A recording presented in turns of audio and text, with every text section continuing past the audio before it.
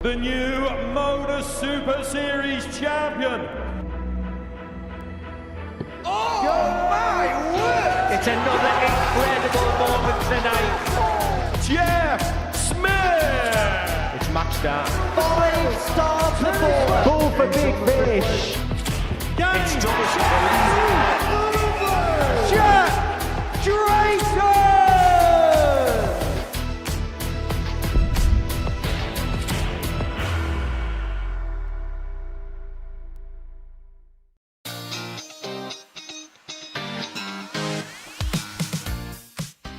Well, he's answering those questions emphatically as he finds the ball to win it with a dozen darter.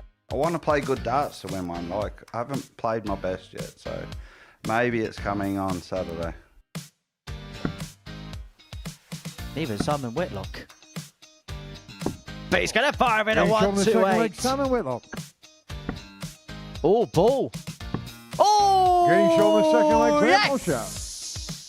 Hughes has had an onslaught from his opponent, but he gets his chance again. And this time he takes with a trademark ton plus checkout. Vernacular for 120 last night, didn't we? Well, there's 3 bits of lipstick. For the match to bring it to a close. And that does bring Group C to a close.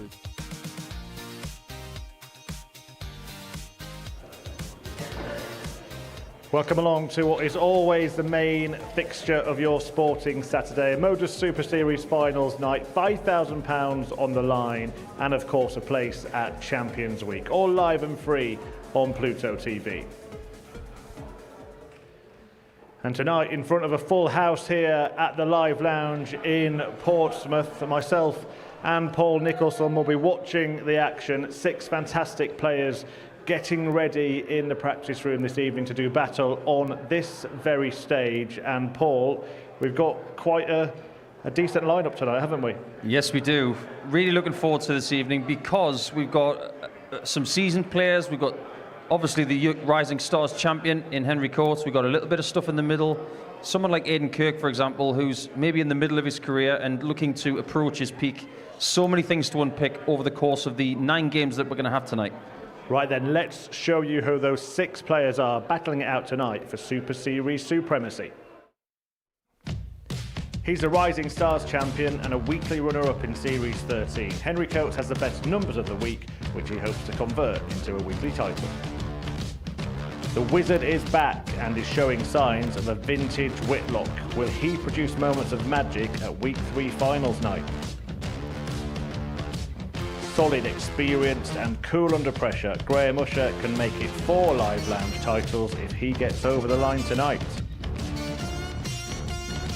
It may be his Super Series debut, but Pete Hughes has been playing the game for years. The surprise package of the week, Pistol Pete, has looked pristine. He's come close before and now is in the form of his life. Will Kirk book his spot into Series 14 Champions Week?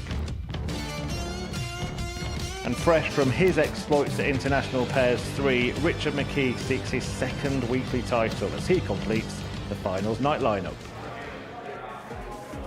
So that's who they are, and this is how they got here. Starting with Group A, played across Monday to Wednesday this week, and Henry Coates was the winner of it, and it has to be said, quite a comfortable winner as well. Yeah, it was. He won more legs than anybody else, just about.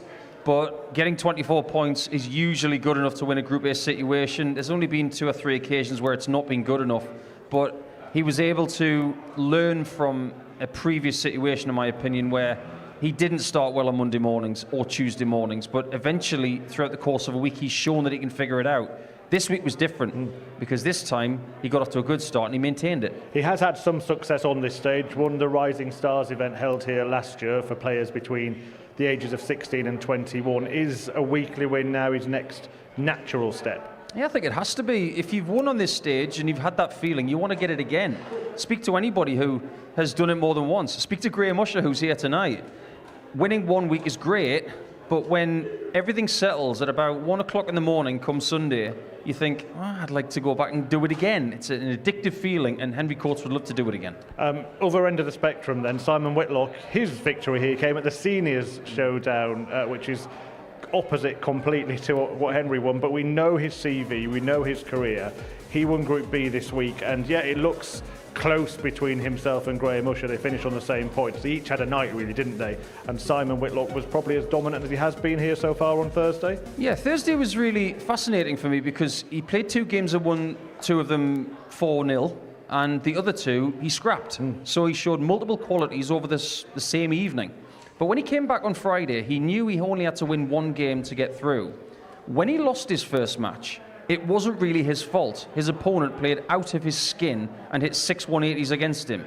So by virtue of that, I think he came back to the board and thought, it's all right, I'll get it done. And he did. And he showed real composure. He wasn't the only one reeling in the big fish either. Graham Usher managed at the very last leg of Thursday night before going on to run the card against Colin Osborne again. What's he done to upset them? I'm not really sure. Colin's going to go home and think, did I play that poorly? Well, newsflash, Colin, you didn't play that badly because people really did show up against him. People like Usher, people like the aforementioned Wizard, the other one, and they just saw him at his weakest because he was on 2 points, and they thought, you're the person we're going to have to beat because everybody else seems to be doing the same. At the start of the week, you would have expected Simon Whitlock and Graham Usher to be playing tonight, but what about Pete Hughes? Is he the surprise package of the week? Yeah, he has to be. Not a great deal is known about Pete outside of where he's from in the Midlands. So now that he's on everybody's radar, he's been on live television all week and we've seen great numbers from him. I just wonder what he's capable of. He was the person that beat Whitlock with the 6 180s, the ton plus average, and the incredible doubling of 4 out of 5. So if you can do that, you're a proper player. The way he got through, it was the most sort of dramatic of any of the players. He had to play in a straight shootout to get here effectively as a knockout match already. Does that battle harden you for a champions night, finals night? Sorry, it feels like a champions night. I think that game with Lewis Gurney has readied him very well for Saturday night, because imagine what it was like for him. He's got to go into that game. It's a shootout match. Whoever wins goes through. He's 3-0 up, and he thinks Saturday is going to be mine. However, then it's 3-3, and Lewis, after that onslaught, is then hit with a wonderful 15-darter from Pete Hughes. So under pressure, he can perform. In terms of Group C, there was little discomfort really for either player that got through. Aidan Kirk winning it, only losing 1 match in the process. Richard McKee followed quite safely as well. Is that fair? Yes, very fair. On Thursday, Aidan Kirk was sublime. At times, he was unbeatable for the players that were in this group. People got better as the group went on, but they left it too late. As for Aidan, just 5 out of 5 on Thursday, and when he came back on Friday, he didn't play it to the best of his ability, but he didn't need to. So it's probably good that he's got some gas in the tank for Saturday night. Aidan Kirk himself said that he feels now he's a better dart player than ever. I mean, a lot of people remember him from that famous UK Open run years ago when he was a young player, beat Phil Taylor, Gerwyn Price, you name the rest. But is he now at the point of his career where he can seriously look at stepping up, getting back on the Pro Tour, and how important is this year for him? I'm going to liken him to a new pair of shoes, because back in 2014 he was a brand spanking new pair of shoes and it looks great. But over the course of time, those shoes can improve because you wear them in, and now he's a bit more polished. He is an excellent dart player. I'm going to put him in that box because some of the things he's done this week, the 2 trebles shooting in one of his games was simply ridiculous. And if he can replicate some of that tonight, he's going to be in the thorn in the side of everyone. And Richard McKee, I mean, we spoke about that international pairs performance. It wasn't fantastic from Northern Ireland, yet last week his teammate Neil Duff wins and gets through to Champions Week again. He could follow suit. On their own, they're playing pretty well. And let's not forget that he has won on this stage against a very, very well yielded field when he won a couple of seasons ago. So some of the things I've seen from Richard this week has been very inspirational. He's had bat against the wall in 3-3 situations. He's come out with a ton plus check out in like 7. You don't do that unless you've got guts. He's got that, but what he's going to need tonight is guts and quality. Quality probably more than what we've seen in the last couple of days. Maybe through the dart of the week, didn't he, Richard McKee? Just take a look at this. Paul, you were in comms for this. Talk us through it from blocking this double 10 to somehow hitting it. He blocks it not once but twice, and without hesitating goes for it again, somewhat hopefully, I'm assuming. But when he throws this third dart, it hits dart number 1 and somehow finds the bottom 10%, because that's all he's got to aim at. I mean, he could have gone high and more to the right of the hockey, but he decided to stay where he was. That was an amazing dart, but it did have a little bit of fortune. He wasn't the only one with a bit of arrowing alchemy, was he? Because Pete Hughes had a deflection, and yeah, you just mentioned the word. Sometimes deflections are unlucky. This one's very lucky. He's going for the 60 here. It hits the first flight, and then it's like a wrong-un in cricket. It just decides to go all the way to the right-hand side, and that is the only way we could put it. 49 bonus points, because he really shouldn't have had treble 18. It should have been a small one, as far as I'm concerned. That after that, funnily enough, 122 check out on the bull, and he needed that leg. So that was the biggest piece of luck of the week. Are you expecting anything crazy tonight? I sincerely hope so. We want crazy, we want quality, we want a little bit of everything. We could, of course, get a 9-dart shootout, something that does happen here from time to time at the Modus Super Series, but that will only happen if the Group C all players tied. Now, looking at the two groups this evening, Paul, do you think there is a group there where it is too close to call? Yes, without a doubt, it's Group 2. Whitlock, Kirk and Hughes, that could genuinely be 4-3 in all 3 games. But as for whether it's going to be a 9-dart shootout, that is for later on. I think there's a really good opportunity tonight for Graham Usher to get through Group 1.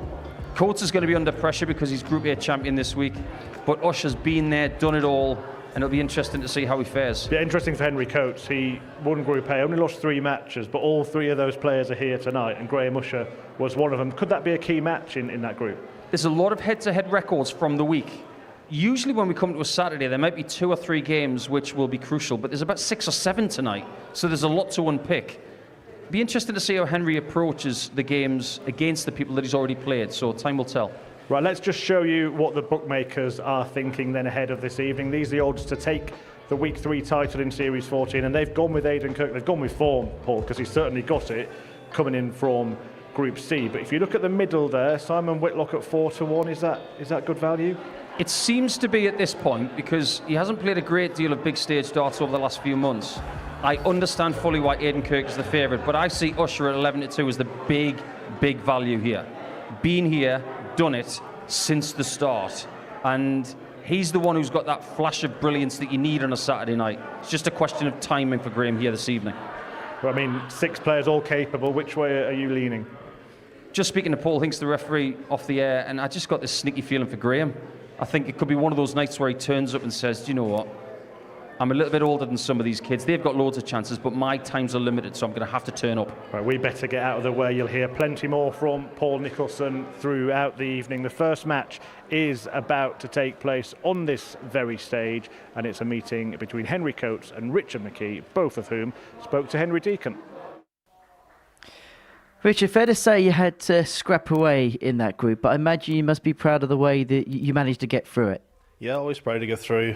Like, no form coming into this whatsoever. Changed my darts, changed my setup, everything, and it's paid off so far. That's hopefully can go a bit further tonight.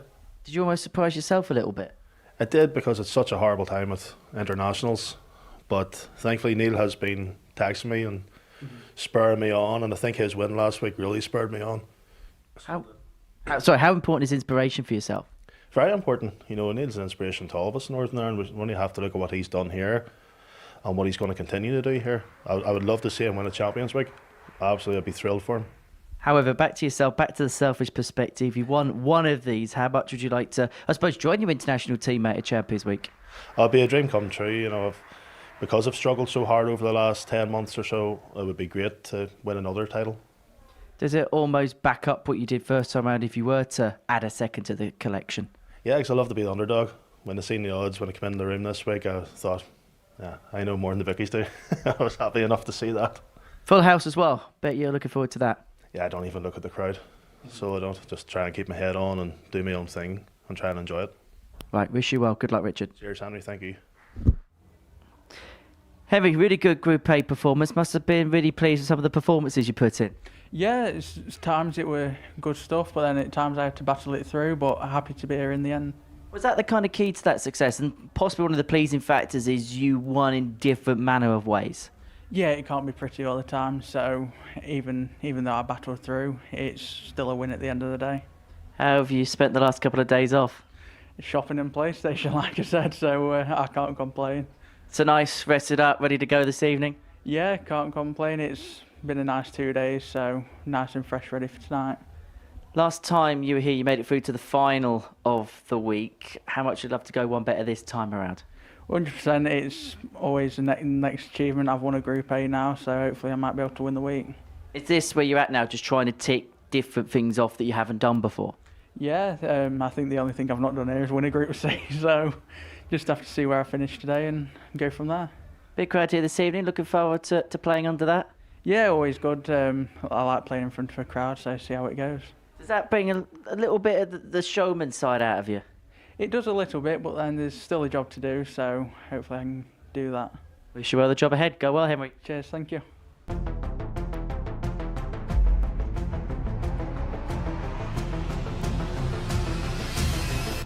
Saru, the double 18, oh yes, he does take out the 150 in the opening match of the night. Coates has a decision, go for the ball, he does go for the ball, and he gets the ball.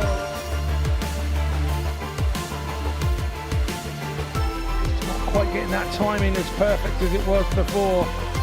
And here come Coates again.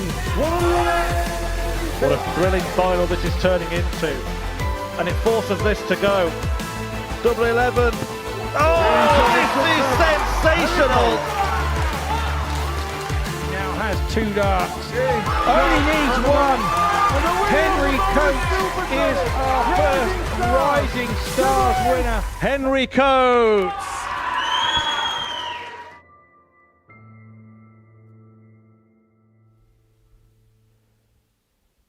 Yeah, the night kicks off with the Rising Stars champion, Henry Coates. And he's going to be watched, actually, the front half of the venue there by the TMG Academy from Worthing. All here to enjoy the arrows at the Live Lounge.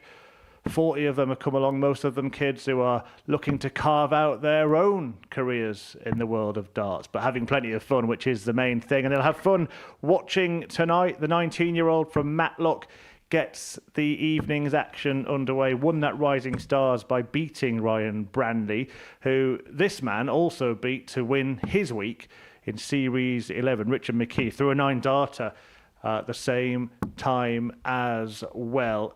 Some fantastic matches coming your way this evening. Richard McKee, the only one to have won a weekly title. Henry Coates looking to win in the main series for the first time. Paul Hinks has got more experience than anybody on a dart stage and guiding you through the action. Henry Deacon and Paul Nicholson. First leg, Henry to throw first. Game on. Cheers, Murph. Very good evening, everyone. And so, Champions Week 14 has been casted as 59. A senior showdown so far, but Henry Coates is looking to put the mockers on such a thing. The 19-year-old reigning rising star is hoping to shine brightly 67. In a weekly sense. He takes on Richie McKee, who's already won one of these weeks before. And it was a year ago against the player that Henry Coates beat to win the Rising Stars tournament, Ryan Brandley. 100. Looking to go again. Henry Coates looking to do it for the first time. Paul Nicholson alongside me here in the commentary box. It's actually the bookmaker's second favourite against the bookmaker's outsider. How do you see this one going? Yeah, you've got to have Coates' favourite in this one because he's attained higher levels this week. 60. But there's always that thing of what's he been doing for a couple of days? Has it been constructive? Will it help him in coming into his first evening session of the week? 56. I think we talk a lot about how the players got 2 days off after winning Group A, but effectively, it's 3. 140. Because it's the second half of Wednesday, it's all day Thursday, Friday, and half the day on Saturday. It's a long time. Well, it looks like the rest hasn't 142. done any disservice for Henry Coates. Leaves himself on 114 to take out the opening end. Now, this would be some way to start. So the double top just drops low. When he was playing Ryan Branley in that Rising Stars final, he hit 142 out on double 11. So he's decided to go a different route this time. 43. Henrika 20. Well, we say that youngsters are often rhythm players, field players, and that's exactly the case with Coates. I suppose the other thing as well we should put into perspective was Richard McKee was nowhere near finishing range there, whereas in that Rising Stars final, he was 3-2 down, and if he didn't take it, he probably would have lost the match. 77. Yeah, Ryan was sitting on 30, wasn't he? A somewhat cruel scenario, but at this point in time, looks like Coates is in a cruel 95. mood. McKee showed some excellent qualities over the last couple of days in Group C. Win percentage for the week of 70%, which is really good. Actually, one of the best of the players coming into Saturday night. 7 wins out of 10 games. 59. But he's probably won 5 different ways. Really courageous at times, taking out multiple ton plus checkouts to win games because he needed to. When you look at the star quality of that 100 group play, I mean, Aidan Kirk, who is the bookmaker's favourite to win tonight, he finished 4th in that group. That should probably tell you how good it was in terms of the quality, in terms of the standard. 100. And that's a man who, inside that group A, had hit an average in excess of 107. But Coates kind of did the damage early on. Had a 4-point lead at the end of Monday's play. And yes, he did have a little bit of a wobble at points. But he always had that safety net, always had that safety cushion. And although the likes of Pete Hughes and Aidan Kirk at times tried to push him all the way, he always had just a little bit too much. 140. Both players on 48. McKee first poke.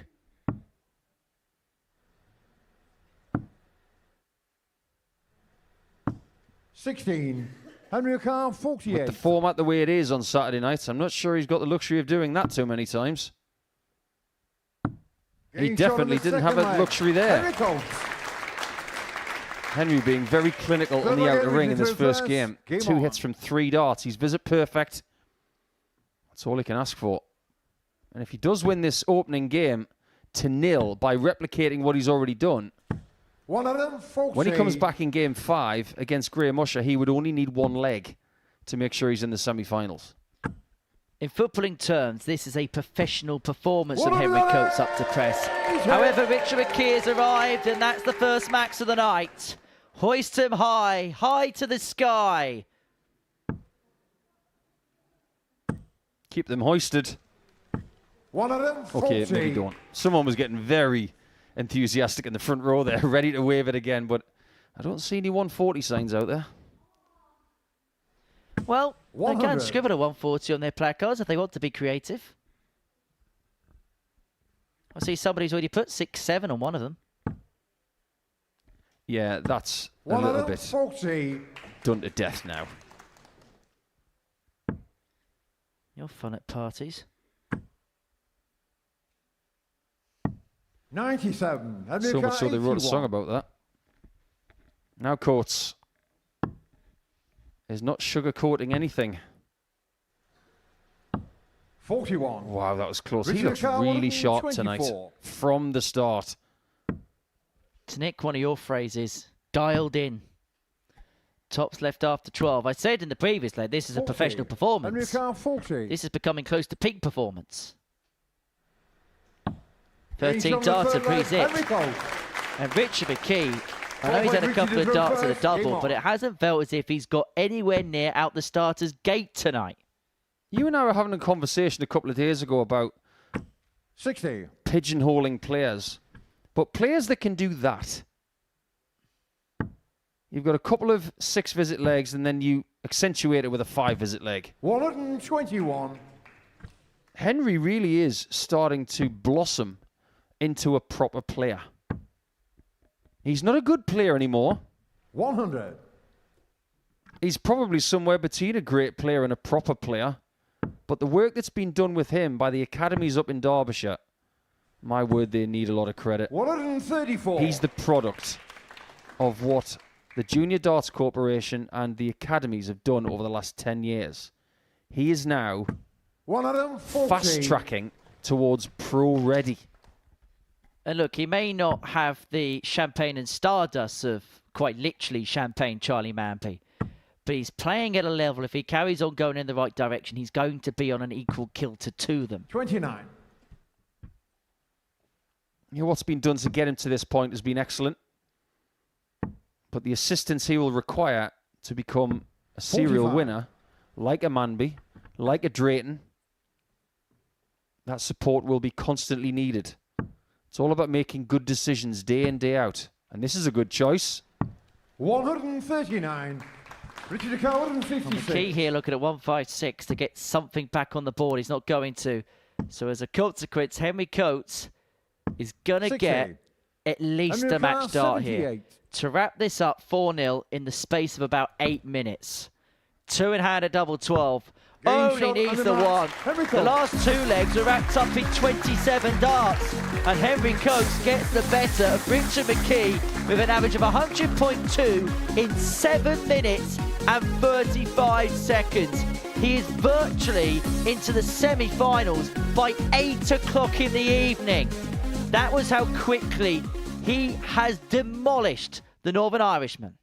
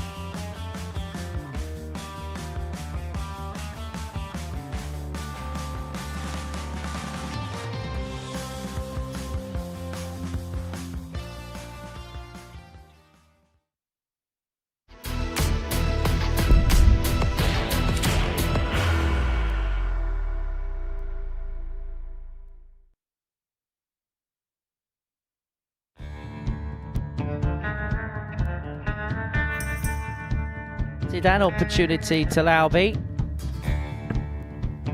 Double 5 for the 130, and that might just be the spark for the American.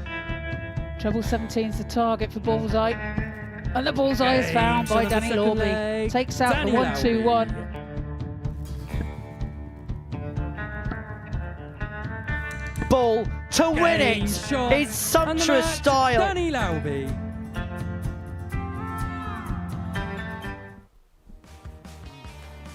Yeah, the quick-fire American ace Danny Lawby will make his return to the Modus Super Series the week after next. He's going to play in week 5, starting Monday the 25th of May, and it will all be available to watch in double speed on Pluto TV.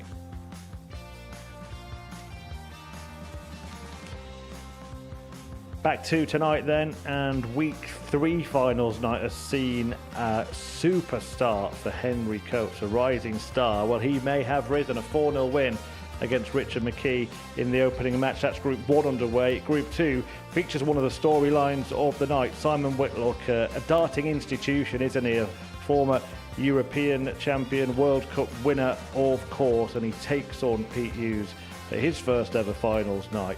Let's see which way this one goes, but before we do, let's hear from them, talking to Henry. Pete, great to see you here on Saturday. How would you sum up your debut week? Have you found it here at the Live Lounge? Yeah, I've enjoyed it. If you'd have said to me the start of the week I'll be in finals, I'd have snatched your hand off, to be fair. In terms of the way you played, how pleased are you with the levels of performance that you've put in, and some really good performances? Yeah, I think I've played some good stuff, some great stuff, and some bad stuff. However, the highlight, would it be the game against Simon yesterday evening? Yeah, that was definitely the highlight. Just couldn't miss. And now into tonight, what kind of opportunity is this for yourself? It's a great opportunity. Just going to go into it and play my game, and what will be, will be. What would it mean to you to lift this weekly trophy come the end of play this evening? It'd mean everything, but I'm just going to take a game at a time, just see what happens. Big crowd, does this sound a little bit new for you? I know you played little bits and bobs elsewhere. Yeah, I'm used to a crowd. I've obviously played the county circuit and stuff up on the stage, so I'm used to a crowd. All right, go well. Wish you well, Pete. Cheers, mate. Thank you. Simon, a rather fruitful Group B campaign for yourself. You said on Thursday you felt as if you're at 60%. Does that statement still stand now? I think I went to 70 last night, but yeah, hopefully a little bit better. But last night was really tough and I really enjoyed it, so I know tonight will be even tougher, so I need to step the game up. I get the sense you've really enjoyed the battle this week. Yeah, absolutely. I mean, that's what I'm here for. I want to battle with everyone. I want to try and beat everyone and win the week. When you look at the lineup tonight, does it have a feel of Champions Week about it? Possibly. I don't want to say too much, but yeah, you know, every night's different. You don't know how you're going to play till you get on the stage, and hopefully I'll produce my best darts tonight. How does the Saturday change in comparison to the rest of the week? Well, you know, you have to win, basically. You got to at least get through the first bit and then hopefully win the semi and the final. Does the crowd dynamic give you a bit of an advantage, do you think? No, I don't think so. I'd like to say yes, but I don't think so. Right, you know exactly where I'm going to go next. You've won a specials week here. You've come close to winning a weekly title here. Tonight the night to get the duck done with? I'm going to say hopefully. That's the plan. I'd love to win tonight. I get the sense it's a quiet confidence. Yeah, I'm feeling pretty confident, so we'll see what happens. Right, we wish you all the very best. Simon, go well out there. Cheers. Thanks, Henry.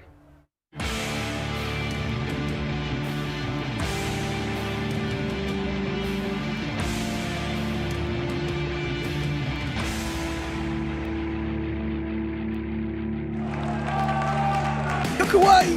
And does that very, very well. Check out. So, a shot there from... Oh, go and get it quickly! The sixth play. I've never seen Simon Whitlock move that fast. But yeah, it was still great fun though. Oh my word! How has he done that? Yeah, I'm obviously going to have to play some good darts. Double 5. Simon Whitlock, superstar.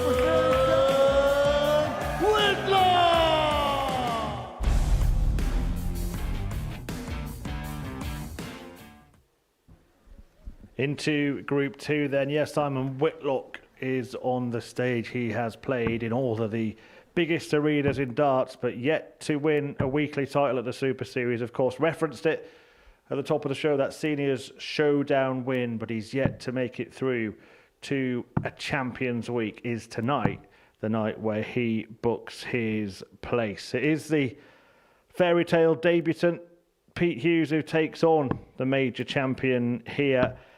But don't be confused by their very different career lines, because if you look at how they played in the Group B campaign, well, in fact, all week, if you look at Pete Hughes, his average is pretty much identical to Simon Whitlock. And of course, he referenced that match in an interview with Henry, where he beat Simon Whitlock last night. Couldn't miss, he said. He'd be hoping it's the same result this evening. Henry and Paul are back on comms to guide you through it.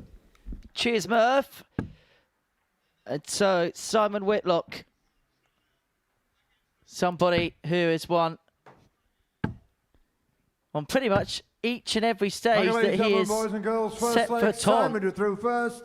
Game on. He's done so on the live lounge stage at the Seniors Showdown, but yet to do it during a regulation Super Series week. The closest he's got to is the semi-finals. That was on his debut appearance here in 55. Series 10, Week 2. Lost out in the semi-finals to Jensen Walker, who wouldn't just go on to win the night, but he'd go on to win the series as well.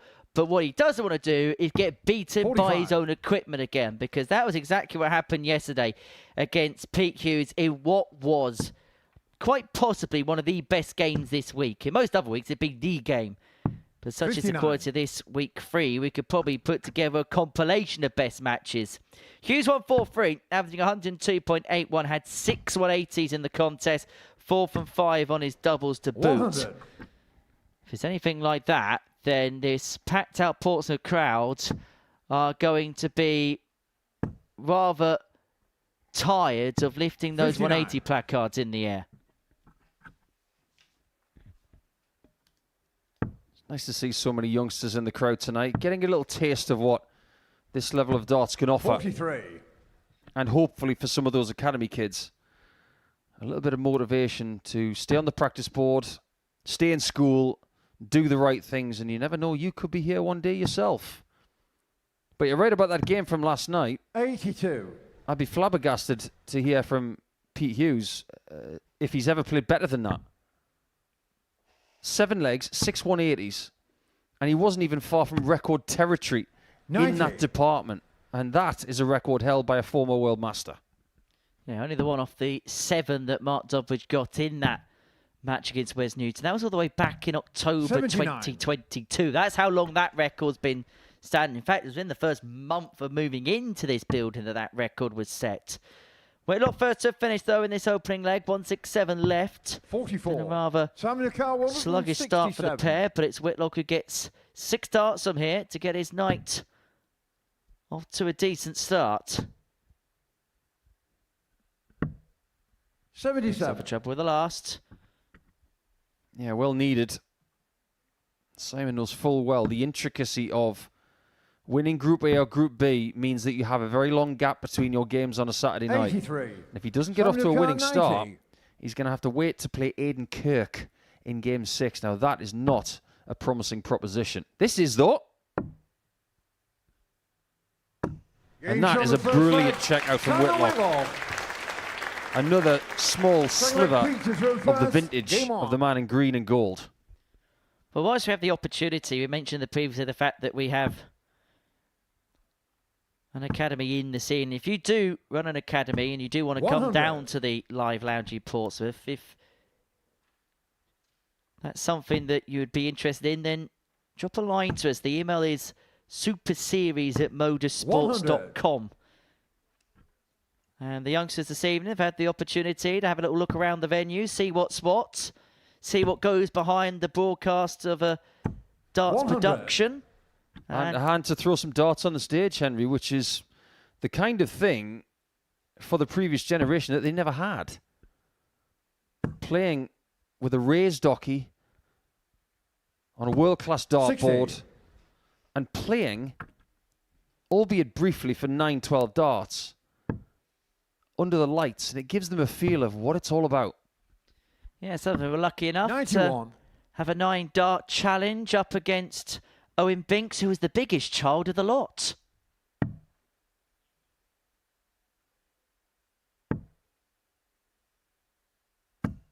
$137. Well, it's a beautiful stage. It's an incredible arena. And there's something about the hush that descends 60. amidst a packed house, because you can sense the tension, the drama. It just oozes in the air. The scoring from Hughes has been a little bit better in this leg. It's needed to be. 134. Peter Carr, All of a sudden, he might have to take this out.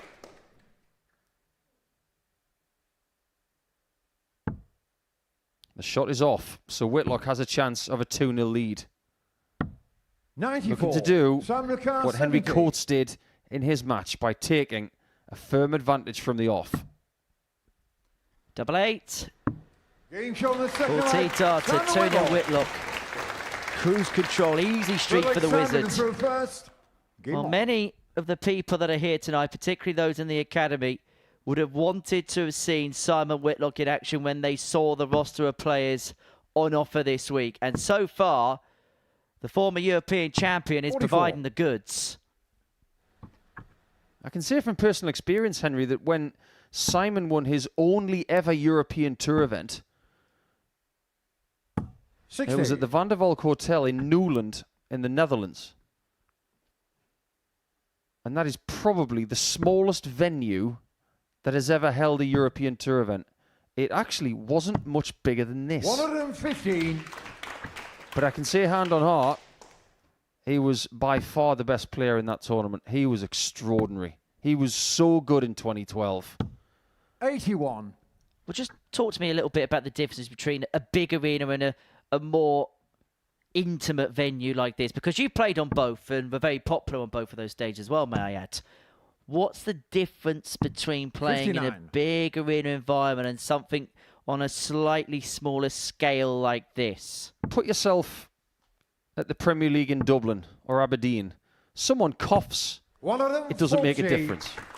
In a small, intimate venue like this, someone coughs, it can make a difference. Intimate venues have got this atmosphere of a hush. And the atmosphere can be so 59. tense you can touch it. But in the big arenas with the white noise, it's actually easier to play there. It's more difficult to play in an arena like this because the atmosphere from the stage all the way to the 100. back seats, it's a short amount of space. It does have an effect. A pin drop is impossible to sound in a big arena here. If you go cough, cough, you sound like Major Charles Ingram. 140. Simon can't believe that wasn't a maximum. 20. He's actually pushed both darts out the way. Now, Pete needs to do the same. That's not the right play, if 60. you ask me. Samnuka The 84. bullseye's open, the treble is blocked, and if he found the treble, the flight was in the way of the double top if he even had a dart at that particular target. When looking at 16s on 84, could be two double 19s here. This has become the rather fashionable play with 68. 2 darts Peter left Carr, on 60. 76. This is no gimme, though, because there's a big white flight in the way. As shown in diagram A. 50. Samnuka 16. So Whitlock returning for free zip. It's fair to say this is the antithesis of the battle the pair had yesterday. It's scrappy, Each on the third but leg. Whitlock is Simon Whitlock. dominating. 3-0 to the goods, and he hasn't Ball had to break get out of Peter fifth first. gear to Game do on. so. Yeah, but his doubles, they are pristine. 3 hits from 4. He'll be very happy with that 95. aspect. And double 8 has been on a string so far. He really has shown that that corner of the board is still there, even as he approaches the age of 60. 44. And I think it's fair to say where Simon is now in his darts career, we're going to see those moments of brilliance, but don't expect it as often as perhaps he showed it in the past. 140. Yeah, because the words from his own mouth are, tour life is not for me anymore. So it's just going to be bits and bobs 78. that fit into his current lifestyle. And he's earned the right to have a part-time schedule now. But it doesn't mean he's lost any hunger. If anything, it's 60. the same as it was. He's just realistic with the schedule that he wants to keep. This is good. Needed to be. Gets him back in the leg. First 180 of the game. Cheered on by Whitlock Jr. Yeah, Mason in the crowd watching Simon play. That's a nice thing 52. to see in the background there, because Whitlock, he was smiling at that 180. It doesn't matter whether you've been playing for 5 minutes or 50 years. 180 still make you smile. Yeah, being watched on by Mason and his good friend Gary Powell. 27. Peter Carr, 154. 154 for Hughes. 6 from here to get a leg on the board. He does have 6 darts from here because 60. Whitlock, off the back of the 180, scored 27. I think he's going to score more than 27 here. 81. Yeah, just a little bit Peter more. Carr, If Hughes does not take 94. this out, he risks defeat in the same way as Richard McKee found in our first game of the night. To save the match, to save his skin. 78.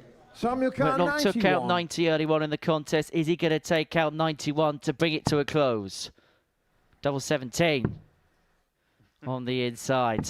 It's creative. 75. It's such a Peter Carr, Simon thing to 16. do. He likes double 17, and nobody usually likes that double, but he just likes the doubles that others don't.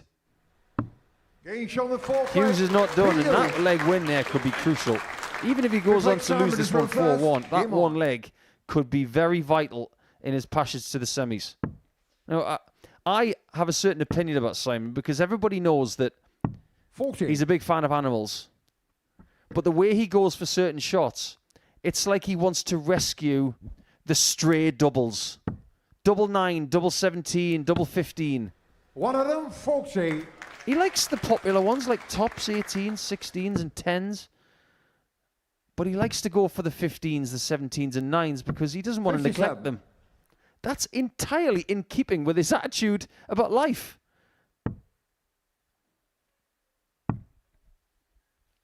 He's had an open door policy 58. at his house and allowed so many people to stay there over the years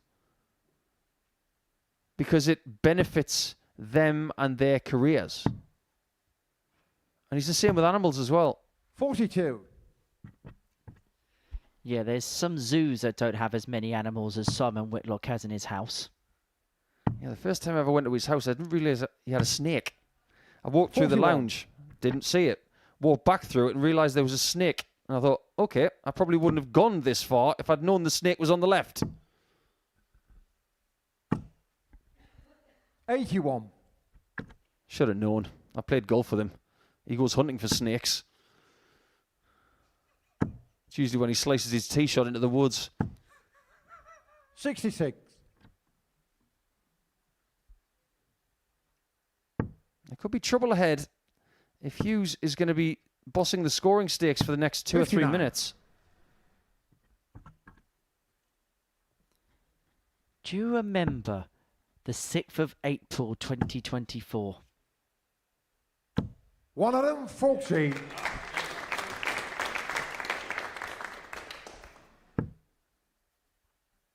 Can't say that I do. Well, you should, because you were sat next to me in this commentary 42. box for a game Peter between Carr, Darryl Pilgrim 56. and Jimmy Van Schie, a game which Pilgrim led 3-0, could have won 4-0. Van Schie rattled off a couple of legs. They're involved in a 9-dart shooter, where Darryl Pilgrim would end up going out 24. Now that you've jogged my memory, I do remember that night. It was rather exciting.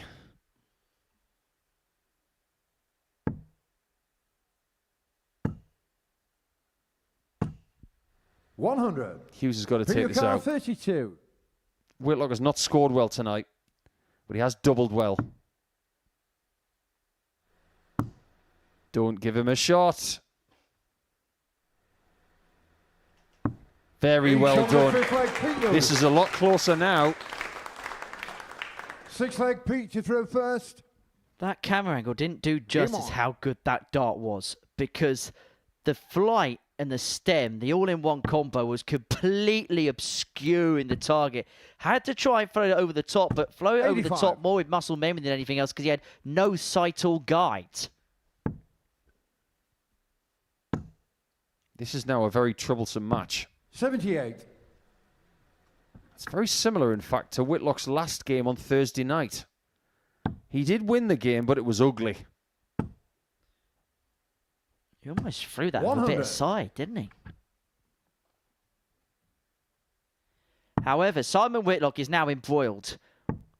Where a few moments ago, it looked like he had an air of comfortability about him. Hughes, having broken the previous leg, has returned this match to the darts. And with the honour in the sixth, looks likely to take us all the way to a last leg decider from 3-0 down.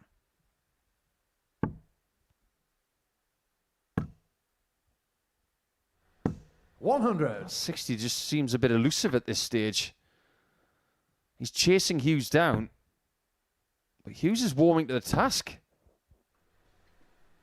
This is his first Saturday night playing in this building. Don't think because he's played the last 5 days on debut that he's going to feel comfortable. This is very different. 100. Put your car 95. It's the more inexperienced man who's the one that's been more likely to keep it together in this scenario. Just looking at the treble 19 with darted, leaving so double 11, and so Whitlock here 1-2-4 to win the match. Not to be on this occasion, and so Pete Hughes, who trailed 3-0, has an opportunity now on double top to take us all the way. 100. Put your car 40.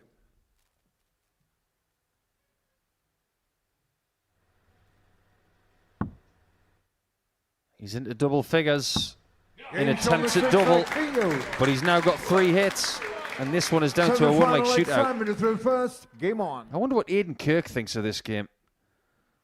He's having to wait until game 4 of the night to take on Hughes. 59. Who does he want to win this leg? I have a sneaky suspicion he'd prefer if Whitlock wins it, because if he beats Hughes after that, he'll be through after one match. 96. Although the fact that it has gone all the way to a last leg decider means that Aidan Kirk, even before throwing a dart, is in a decent position, providing he wins game 1 and wins it handsomely. 140. Even if, say, Pete Hughes won this leg, if Aidan Kirk wins by a chunky scoreline, he should be okay. However, going back to the 58. ifs, buts and nuts...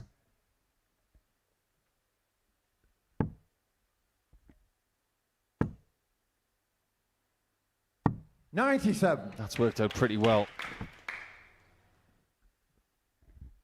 Now, Hughes can leave a finish if he hit a max of that turn, unable to do so, which means Simon Whitlock has 6 darts to bail himself out of jail. It's a weird old situation, isn't it? Because Hughes, last night, he was 3-0 up on Lewis Gurney. Then he was brought back to 3-3, but he found the ability in leg 7 to get over the line. This is a complete table turner. Because Hughes was 3-0 down. Now it's 3-3. And Whitlock is doing to Hughes what he did to Gurney last night. You could write a dissertation on this darts match. But it could well come to a close. Double 16 just missed. However, he has got time on his side. Shades of Simon's comeback against Jamie Caven at the European Championship just over 10 years ago. That was the shot he took out to win by the odd leg. He's got time this time. And double 8 comes up trumps once again. That is the double that helped him the most. He wins by 4 legs to 3, but he is nowhere near safe in group number 2. He will take on Aidan Kirk in game 6 of the night, and he will know exactly by the time we get there what he will have to do to make it into the semi-finals.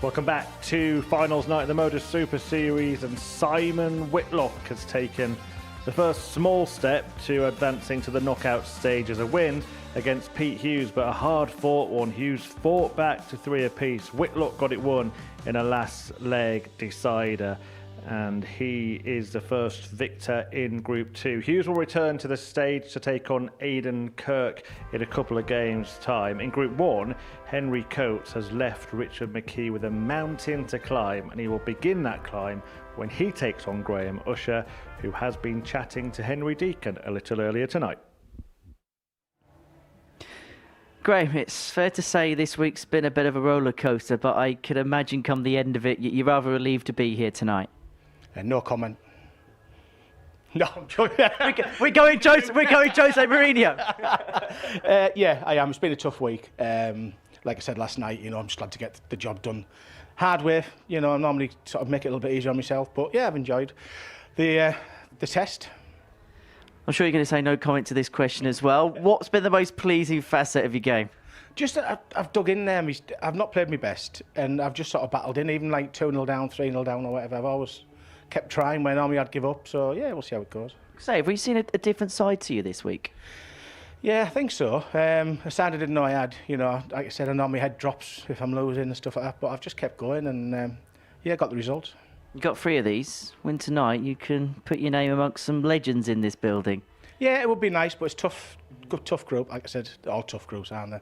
So just take each game as it comes, Henry. Does it feel a little bit like a Champions Week finals night, this lineup? It always feels like a championship.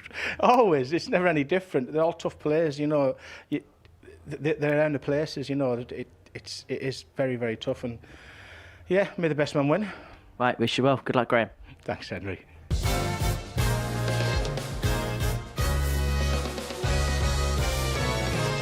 The gambler, Graham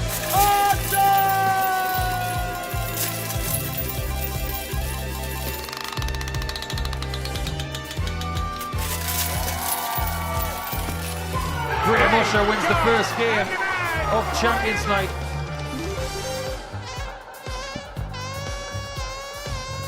Because of how it's going, he has got all the time on. Well, don't have to go for the ball, but gets the ball.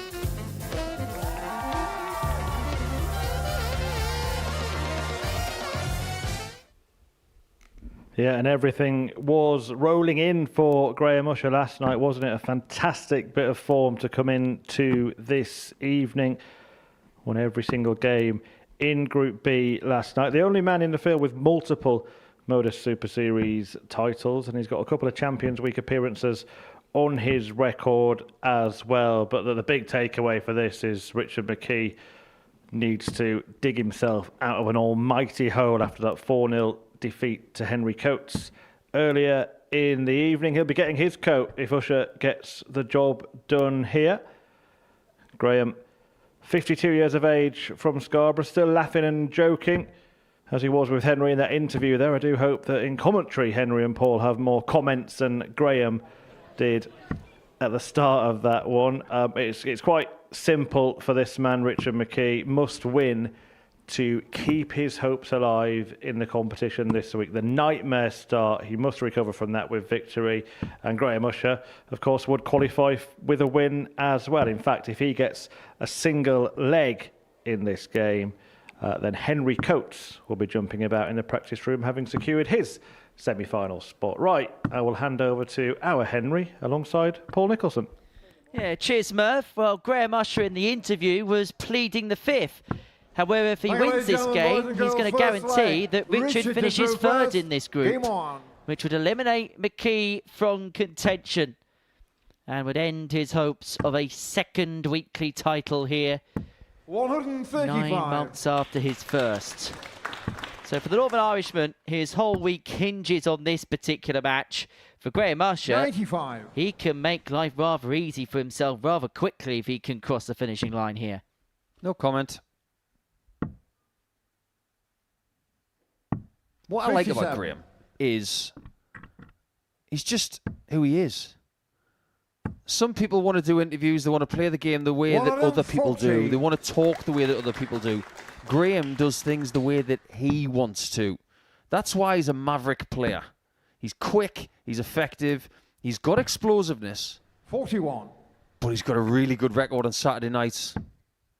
He's won a lot of matches on that stage on Saturday nights. 97. And that's what makes Group 1 really interesting.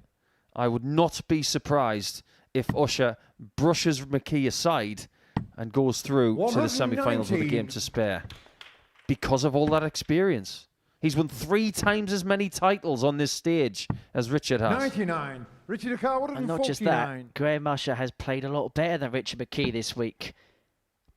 Better by about 7 points in terms of their weekly totals.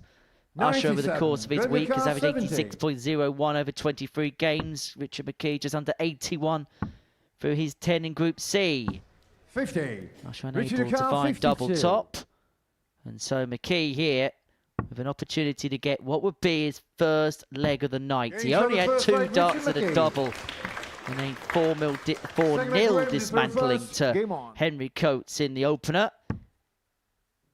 Well, he's not going to get the double brush tonight, at least. 55. I really do think that Group C this week, which saw McKee and Aidan Kirk through, we may have had a little bit of a glimpse 81. into some Modus Super Series future.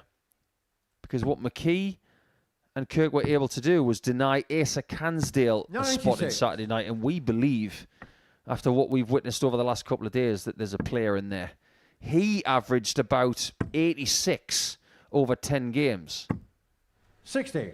He was only 29% in his doubles, but we believe that that is a name you're going to have to watch out for over the next 18 months.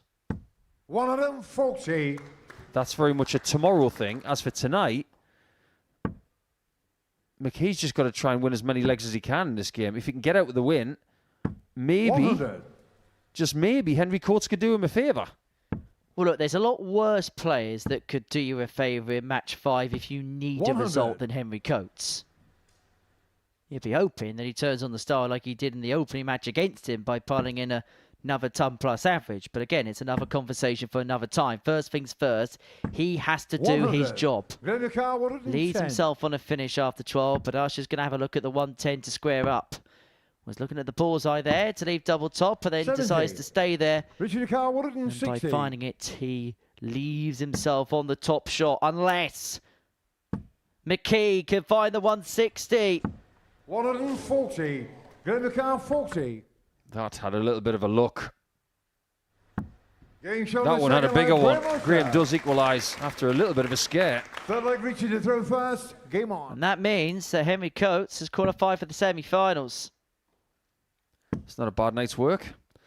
He's only played 4 legs. 100. And he's gone through in 6. Effectively, after about 12 minutes in this group, Henry Coates has qualified for the semi-finals. And that man is beginning to have a chastening evening.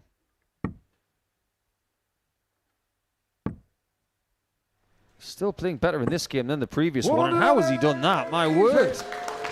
That's probably the best 180 he's thrown all week. Keeper in the air. Okay, put him down. 125. We said at the top of the show that Richard's going to have to find another level of performance in games like this.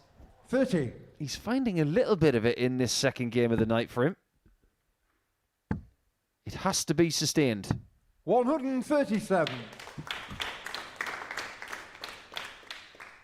6 from here to get the 3rd consecutive hold in this contest. Oh, what a setup this is. 133. This is what urgency does. 46. If you can perform 58. towards the end of your group phase during the week, it warms you up for nights like this, moments like this, where you need to hit. 18. They were not poorly thrown darts, they just didn't find the intended target. But on a Saturday night, misses are as good as miles. 100. Usher finds a chipper with the last. Pressure on this tops. He's already missed 2 at this target. He's not going to miss a third. Richard McKee's 2-1 to the good. And this is where suddenly the psyche can just change a little bit. Because we go into this game saying that Richard McKee needs to win to hang on. But if he gets the free, all of a sudden Graham Usher finds himself in the vulnerable position.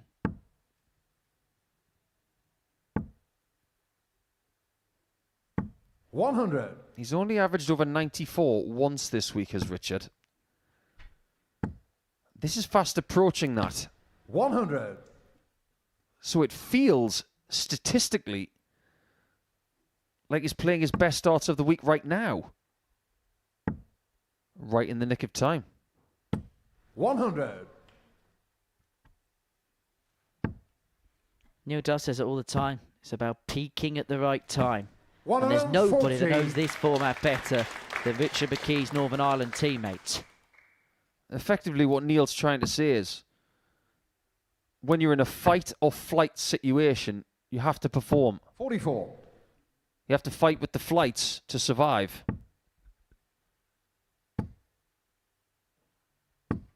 $70. McKee would make life interesting if he can hit 2 big trebles. Needs 1 just to leave a finish. 97. For the last. And so Usher here to level up at 2-2. Looking at a 147. Potted the reds. But no good when he looked at the green. This is all red. He had a shot at this earlier and missed tops. 120. Glenn McCall 40. Well, well, well. So close. Last time he paid for the miss. And he does again. That's wily from Graham Usher. Is that the crossroads moment in this game? McKee missing a dart at tops off the back of the 160 to lead 3-1. And Usher taking full advantage. Level at 2-2. Good contest this. Both players averaging in excess of 90. This is night and day. 100. 11 points better for Richard McKee in comparison to how he played against Henry Coates in the opener. And actually, 92. It's a good 10 points better than what he's been averaging throughout the course of the week. Somebody's kicking in though. You do sense this game's going to go the distance. But one of the reasons why it might not is because Usher is finding a purple patch. 57. Oh, how things can change. One trebleless visit right there, and all of a sudden McKee's in the driving seat again. And maybe that last leg did turn out to be a 100. crossroads. 164. Does leave himself on a 2-darter. Usher's already found a 164 this week, but he's not going to do so there. 60. Richard Carr 88. All he can do is hope that McKee bodges a couple of opportunities. It may not be anything. 83 left, treble 17. To leave himself double 16. Unable to get. So Usher needing only one big treble here to give himself a poke at the double. Yeah, but which one? That one. Which double? 64. Not that one. He bent the wire. Carr 50. Can't believe it didn't land. How many times has he been wiring efforts like that this week?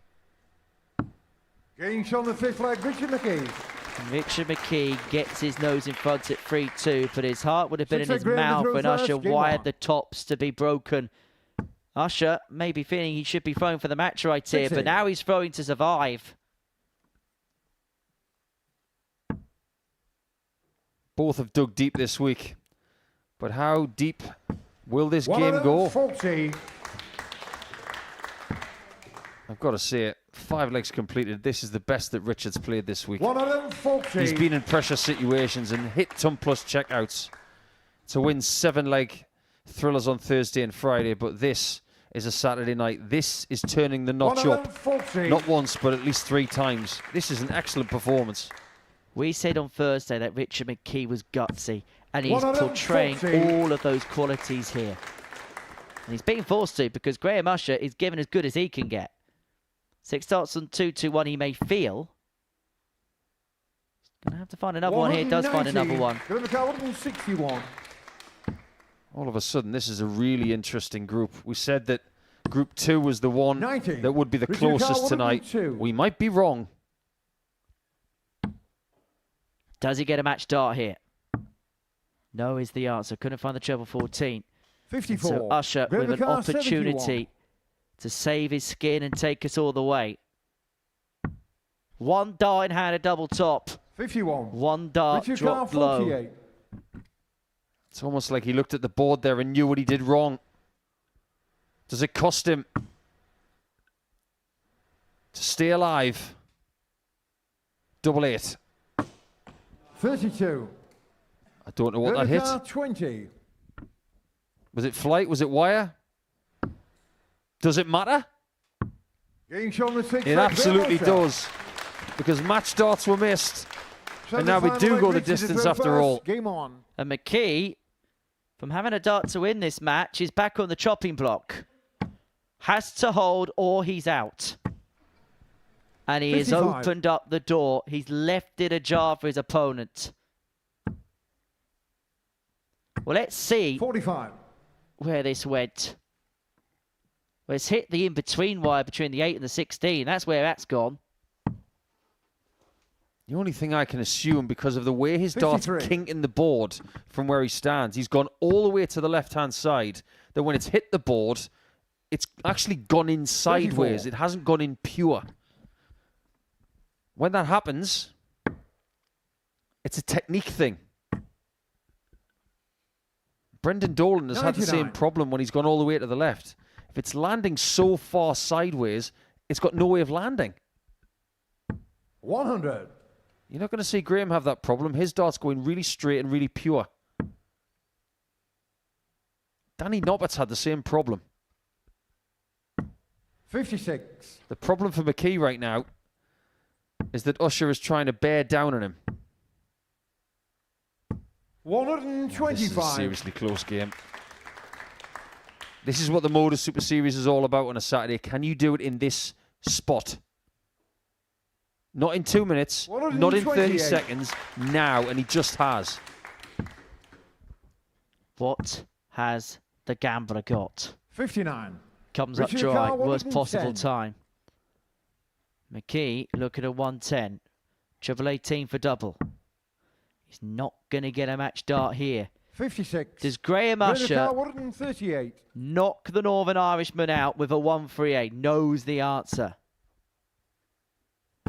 McKee's done a couple of really strange things on approach tonight. But this has got to be textbook and it's got to be good. It is good and it's gutsy from Richard McKee. He knew he had to take that tops out, otherwise he may have been out. He gets the better of Graham Usher by 4 legs to 3. He's hanging on by his coattails. For the important thing is he's still in with a chance. Richard McKee 4, Graham Usher 3. Coming up next, Pete Hughes takes on Aidan Kirk.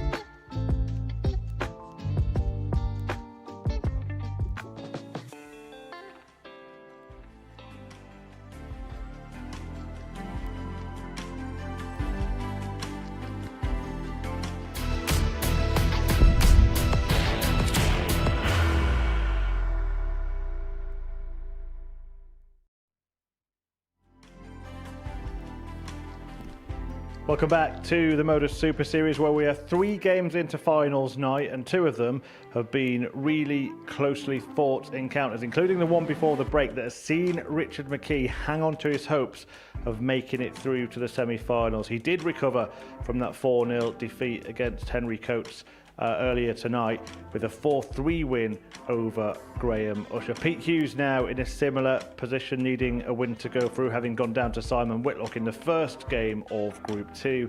He takes on the in-form Aidan Kirk, the Group C winner this week, about to appear at finals night for the first time this evening, and his first job was to talk to Henry.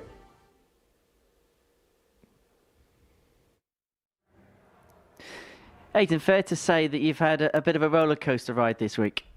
Yeah, plenty of ups and downs. I know what I've done wrong. I've done some really good stuff. I just need to put the good stuff into play tonight. How much has that Group C campaign given you some confidence?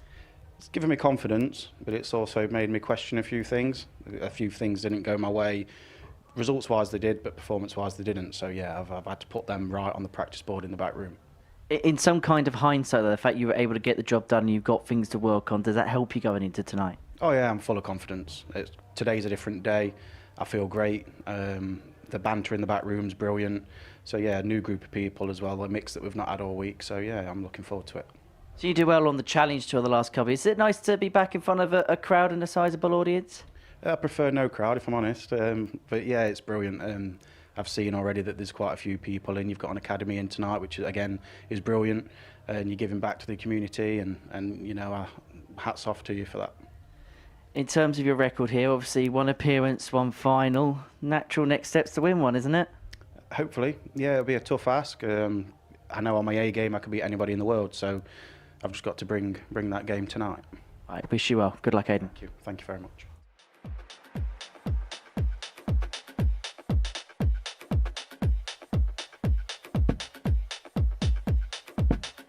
He said again, because he's already hit the big fish once tonight.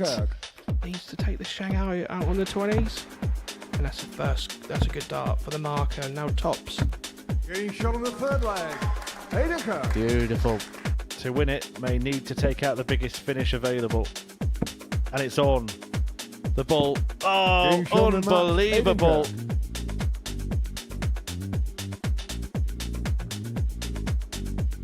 To level this match up at 1 apiece.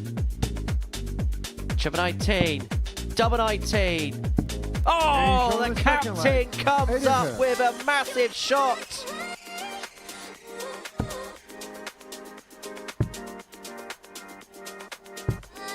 And he only needs 1 chance. A great finish there for Aidan Kirk.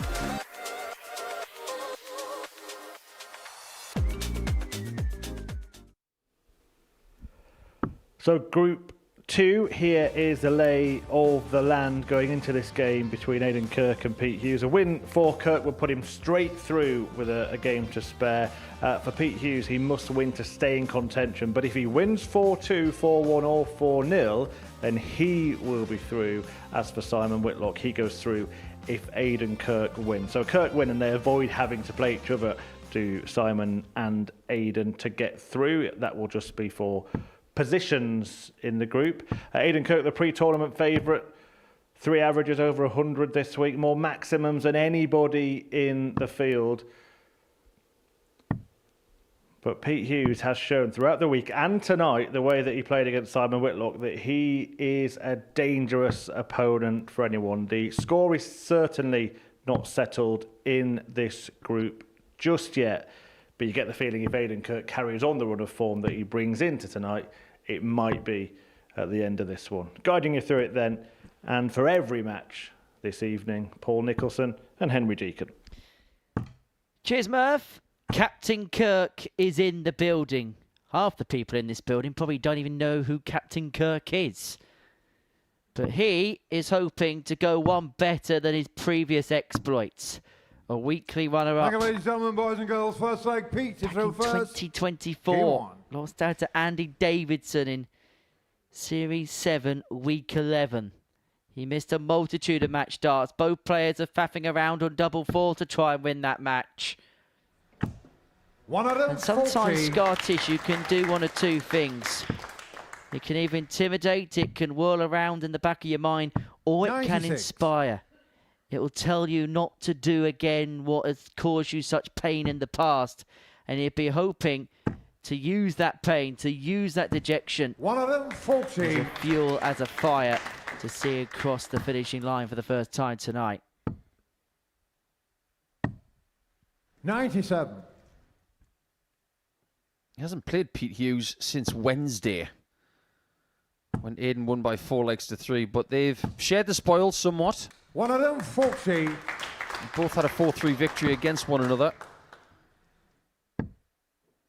But it was Hughes that won the middle match this week by 4 legs to 2, so he knows all about the quality of Captain Kirk. And he's off to a really strong start. 41.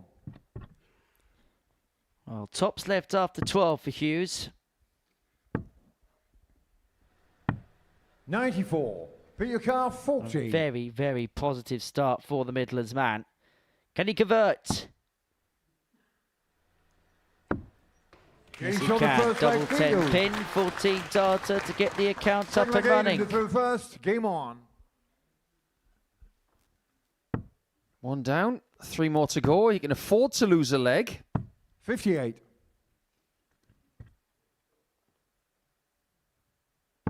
That would be very comfortable, wouldn't it? You win the game by 4 legs to 0 or 4 legs to 1. 57. You think to yourself, semi-finals, great. But he can sneak through with a 4-2 as well. And if it finishes 4-3 in the direction of Pete Hughes, the possibility of a 9-dart shootout is still on, everyone. And I am sure 83. That everybody sat in that auditorium wants to see that. I'm sure the players don't. 58. Or the players don't. I remember when we had our first 9-dart shootout in this building. The most excited players that were still here were the players that weren't in the shootout. Because they didn't have to go through the rigmarole of it.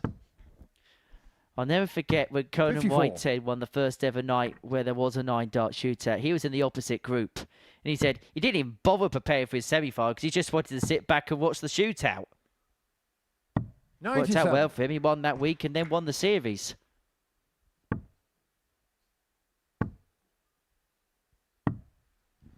Yeah, when we do have another 9-dart shootout, we've got some interesting statistics to do with positions and choices. But we're going to save those statistics for the right time. I really hope that Aidan Kirk is saving his best starts for this game from now on, because it hasn't quite happened so far. 42. Aidan, sorry, Peter Carr, 40. Rusty, doesn't he, Aidan? Bit like the bicycle that he famously wrote about. No score. But Pete Hughes unable to find tops. Well, this would be the lighting of the Aidan Kirk Blue Touch paper.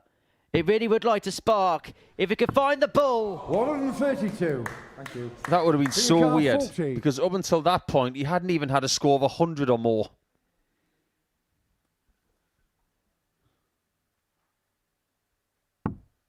Double 10 again.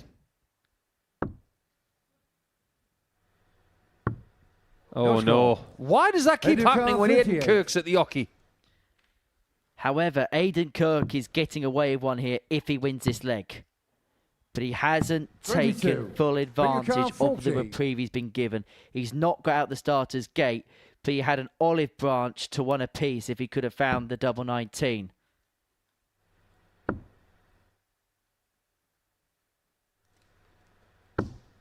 What were you saying about an olive branch?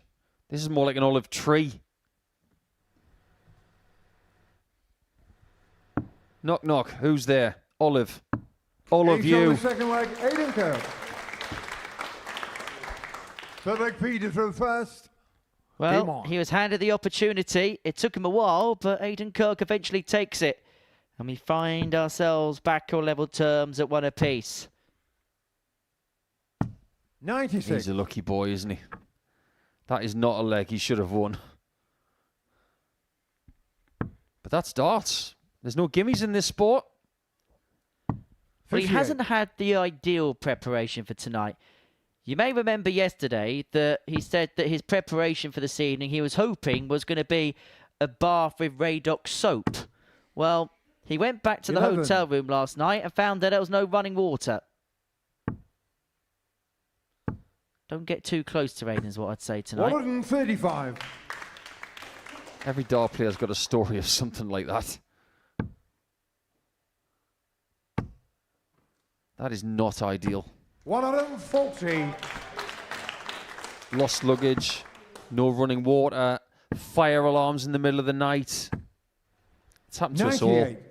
Horrible, horrible things.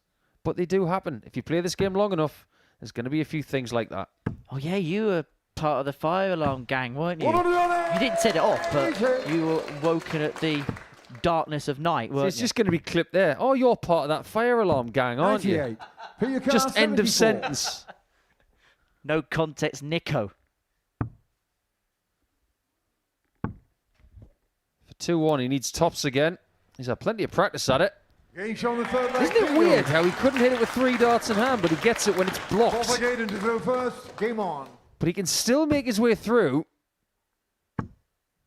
if he can win the next 2 legs or 2 of the next 3.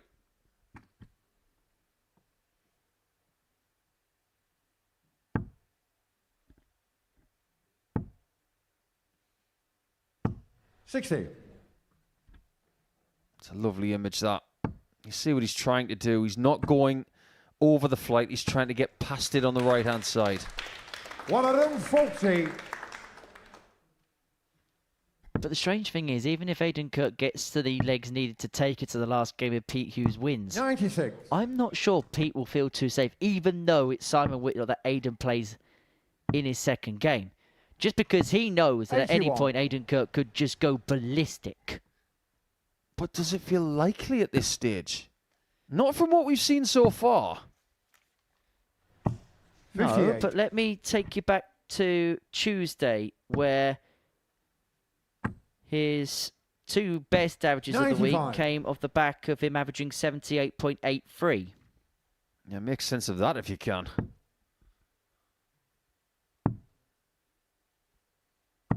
58. Aidan Kirk 145. To make the next leg very interesting indeed. 45. The only thing I can say right there as a bright side is he's on a 2-darter. Could have been worse, but it could have been so much better.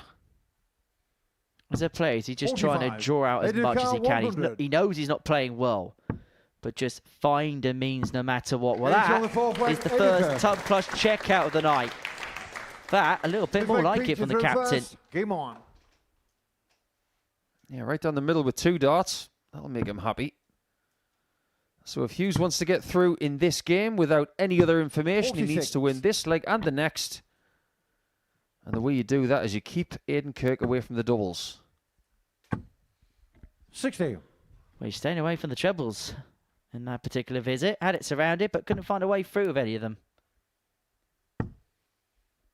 Aidan averaged 88.9 for the week from 25 games played. 93. Many people who played 25 games this week. In fact, he's the only person who's played that many matches this week and has survived through to Saturday. So he's had the longest shift of anybody. 77. We know he's got an engine because of what he's done on the Challenge 43. Tour this year. He's made 2 finals on that circuit. And to do that, you've got to play lots of darts over the course of a short space of time. 3 days ago at the Challenge Tour if you're going to go deep. And there is a possibility we could see the captain at the Alexandra Palace in the World Championships this year. 59. Looks like Joe Hunt's going to get in via the Pro Tour Order of Merit, which means that the 3 subsequent spots then go down a place. Currently 6th, it means that 4th would get in. And who's to say that those in the top 4 don't have a good second half of the year, i.e. Derek Coulson isn't too far off a World Championship spot, that then it drops down another placing.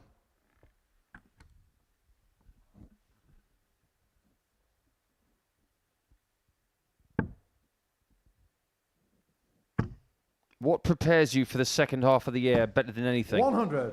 Winning in the first half. 61. There's no substitute for winning. Is there, Aiden? 136. Well, he's closer to the ball than the last time. 93. Well, here's looking at 93. Remember, he needs to win the remaining 2 legs if he's going to get it done in this game. 76 left. Sorry, 53. 77. I do beg your Edgar pardon. 25. Well, we know what's happened now because Edgar. Aidan Kirk has taken the lead for the first time. 6-leg And Aiden now to go Hughes first. needs Game on. help. He's going to be out if he loses this leg or the next. That's how things can change so quickly. 100. And somebody's found their mojo.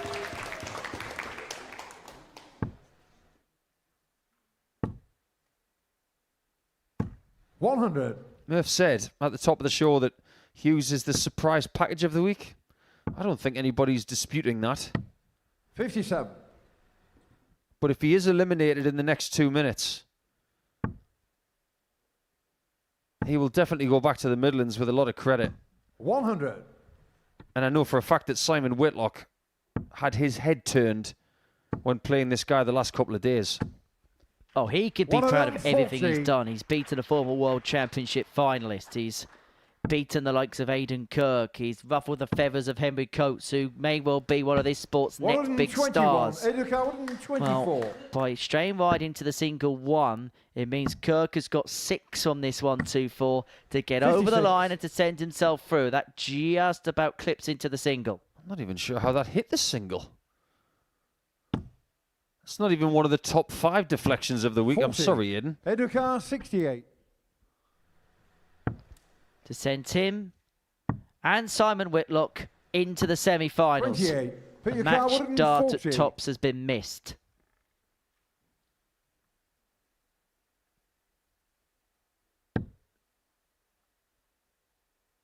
Hold on to your hats if you've got one. Oh, wow! What an incredible shot to stay in the week. To throw first. Aidan Kirk's just gone cold. You can't do that if you're not an Game on. incredible dart player. That is astonishing.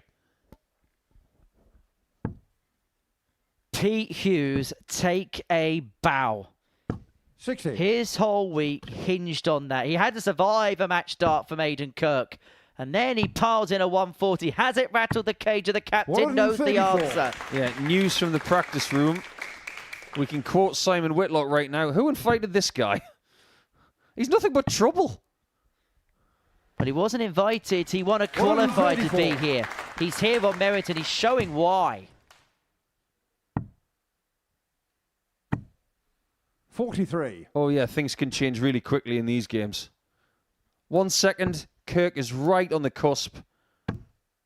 And now Hughes is the favourite. 60. What a weird evening this is turning out to be in the best possible way. Just a reminder, if Pete Hughes wins this leg, there still 57. could be a 9-dart shootout in this group. If Pete Hughes wins this leg, he has pretty much got a cast iron guarantee that he's going to be throwing more darts tonight. 100. Whether that be in the semi-finals or via a 9-dart shootout. Unless this lands. 99. What Peter are you Coward and doing? 47. Look at your score and tell yourself off. He did exactly that. When he found the 140 the previous leg. But he's not going to back it up with the 147, but he didn't have to, unlike the previous leg. 123. Pete Hughes has left himself on double 12 to win this match. A game that he trailed. He found a 62. priceless Peter Carr, 140 24. checkout when his back was against the wall of the previous leg.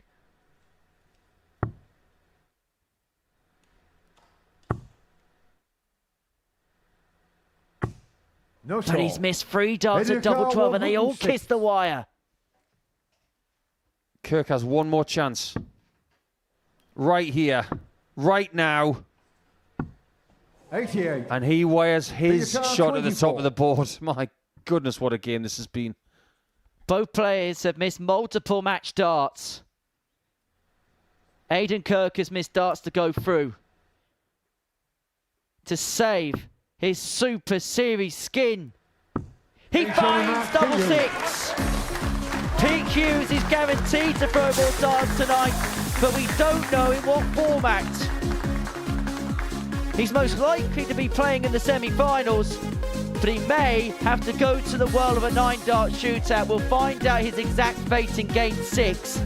But in the interim, he has beaten Agent Kirk 4-3, who missed multiple darts to qualify through to the semi-finals. Next up, it is Graham Usher. He's hanging on by a thread, and he takes on the already through Henry Coates.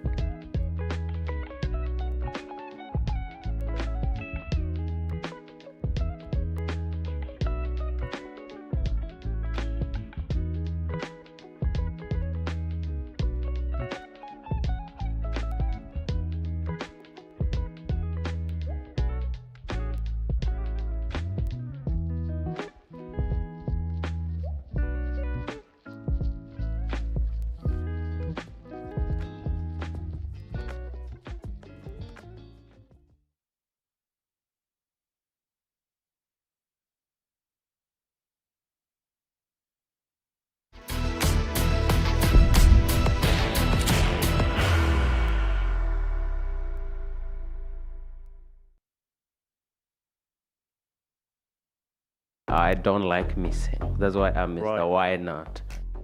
For a 101 checkout. Oh, and he's taken it. And he points to the board to emphasise the fact, yes, I have. Tell us what it was like when you qualified and you realised that you're going to be playing at the World Darts Championship. The pressure get into after qualifying, because now it seems like this has come too soon for me. Tell us now your memories of that special day, that now famous match against Mike De Decker, world number 18, World Grand Prix champion. That was the greatest thing that has ever happened for me, to hit that winning. I had a very good relief after that. How proud are you of what you've done for African darts? It's pushing me to do better, to still find a way I can improve my averages and my performance. I still want to be world number one. When I think about it, I have no reason why I should not. Why not? Why not?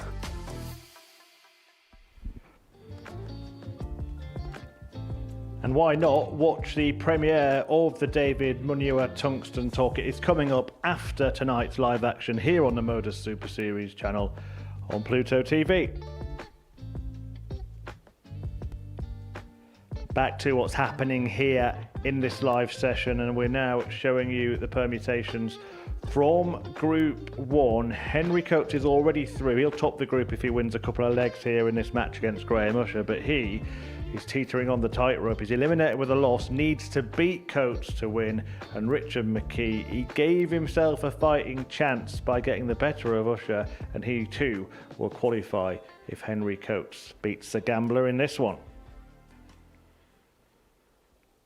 So the Group 1 decider, a three-way fight. Richard McKee will be watching and waiting and hoping in the practice room that Treble H can do the job for him. But Graham Usher's a man of pedigree here.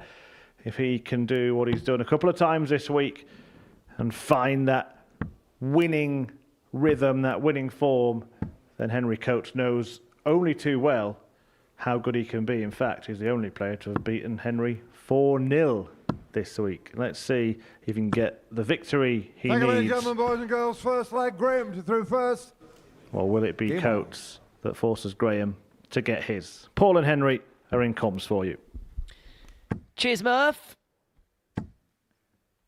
140. Graham Usher, quite simply put, is playing knockout darts for the remainder of this week. For him, this is pretty much a quarter-final match 59. against Henry Coates. There's no turning back. Win and he plays one more game, possibly two more games. 41. Defeat, and he begins the arduous journey from Portsmouth back to Scarborough. 134. There's only one person in the practice room right now or on the stage who feels quite relaxed, and that is the man wearing red and black. 140. Because he's assured of the semi-finals. That's the benefit of winning your first game 4-0. And he would like nothing better than to spoil Graham Usher's night, because he has a chance to take him out before he causes semi-final chaos. 140. Well, this is sparked into life rather quickly. Coates isn't going to find the 140, but Usher's 140 with the previous turn has left himself on tops after 12. These two had some real humdingers in Group A, and the early indications are this packed-up Portsmouth crowd are going to see something similar here.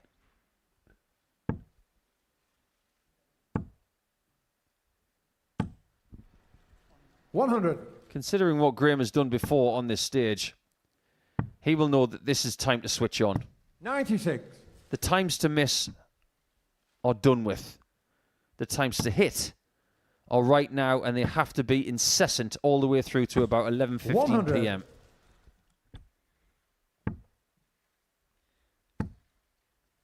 Well, he's doing the hitting part quite well, isn't he?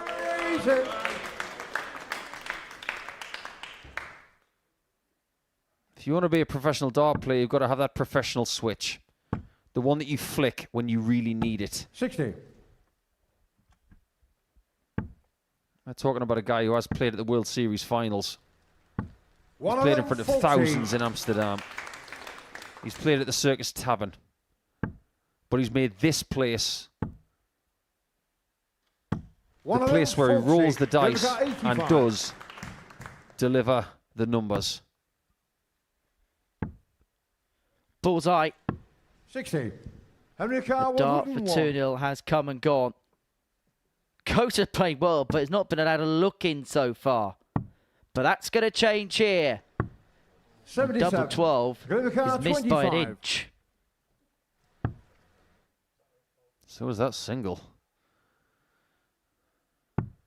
Still got a shot. And all of a sudden, this is a big chance. 21.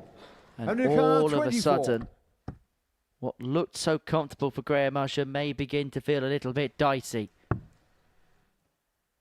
Should be 2-0 up. Getting shot in the second There's leg, been pegged back to one apiece. Third leg, Graham to throw first. Sometimes in these short format matches, you've got to take a hit.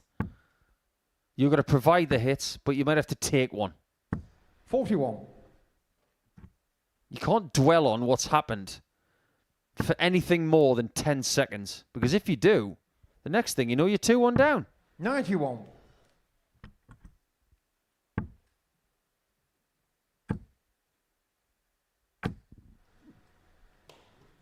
One of them 40. The pace of these two is just conducive, isn't it? And I think both players feed off this energy rather 100. well. And for that reason, they wouldn't mind playing each other in the final tonight. The only way that happens 180. is if Graham wins this game. And it seems like Graham has recovered after a bad start to leg 3. Well, Graham Usher is averaging 110 right now. On Wednesday, averaged 101.9 and beat Henry Coates 4-0 in 6 minutes and 5 seconds. Fair to say, he enjoys his meetings against Triple H. 82. Henry Carwood and 70. We have seen multiple 170 finishes this week. We're not going to get another one just yet. But this is where Graham 60. can't falter. Graham Carr 58. Tops. He He doesn't falter, and somehow he sneaks that one underneath to take the lead once again. Henry to throw first. Game on. Are we beginning to see the X-Factor game of Graham Usher here when he needs it more than any other time? And he's being forced to play to these levels because Henry Coates has come out this evening like a man with a point to prove. One of them 40. He averaged 100.2 in a 4-0 win against Richard McKee. Trailing 2-1 here, averaging 104.5. We can't forget that everybody in this group, 84. McKee, Usher and Coates, have all won a tournament on this stage. 4 of the 6 players from tonight have won a tournament on this stage. That is valuable experience. It doesn't matter 100. who it's against. You've won. I'm really convinced that when Tom Sykes was in the infancy of his career, winning a belt match in the ADC on this stage helped him become the player he was. And that was a somewhat 97. safe effort at tops. 61. Let's see if he'll come back for tops after 12. Yeah, ironically, the most consequential match in hindsight that Tom Sykes 28. played here was a game that was never even televised. As Coates looks at double 10. Level this game up at 2-2. Both players averaging 101, and with that leg, Henry Coates wins the group. Everything's aligning for that young man well tonight. First through. First to win a group. He would like to be the first non-senior player to win a week in this series, because it has been dominated by the over 50s. 100.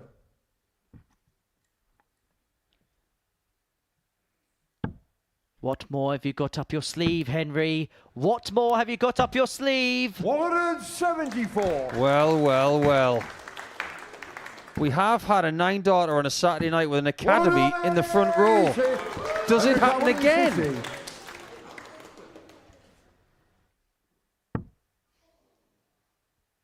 Look at that, the maturity. And of course he gets the bull. He could have started on it. 153. Triple H neglected the triple bull. However, 58. Importantly, this is a 3-2. And this is to put Graham Usher on the chopping block. Throws the flatty. And emphatically finds tops.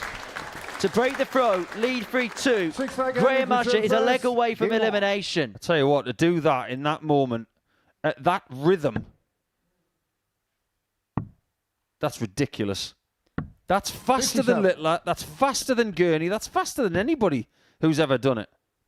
To have the dexterity to do that in that moment, and to convert the tops.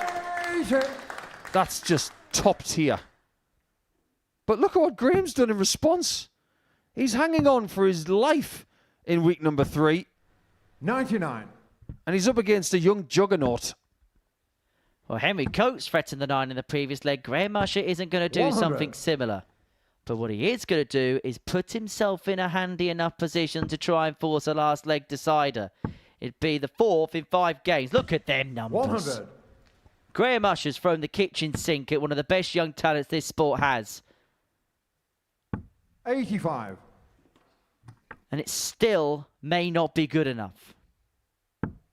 It still may be insurmountable because Henry Coates, with a 140, leaves himself in a decent position to win this game if this does not go.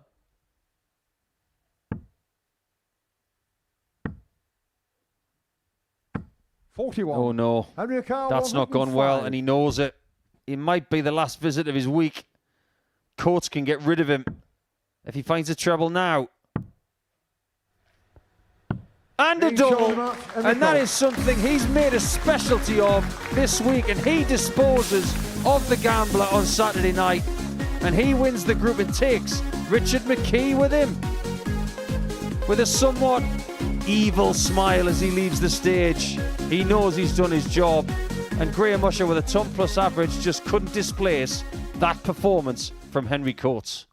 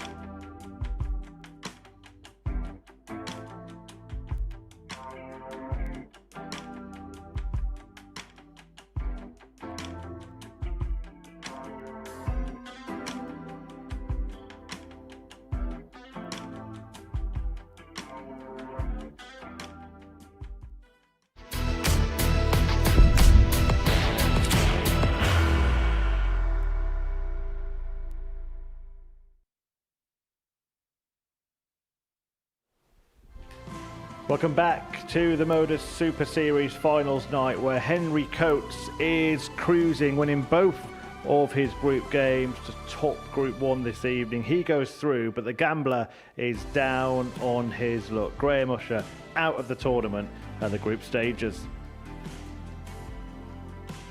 And these are the group stage results so far. Group 1 has been completed with 2 wins for Henry Coates.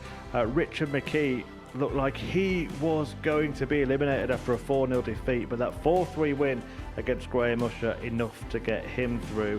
In Group 2, Simon Whitlock beating Pete Hughes 4-3, and then Pete Hughes beating Aidan Kirk 4-3. You all know what that means, because if you have been watching the Super Series for a while, then the same set of results for different players can lead to a 9-dart shootout. But let's tell you what the players need to do to get through. Simon Whitlock will qualify with a victory over Aidan Kirk. Aidan Kirk would need to win 4-2 or better. He's eliminated with a loss. And Pete Hughes could only be eliminated in a 9-dart shootout, which of course would come about if Kirk were to win the match 4-3.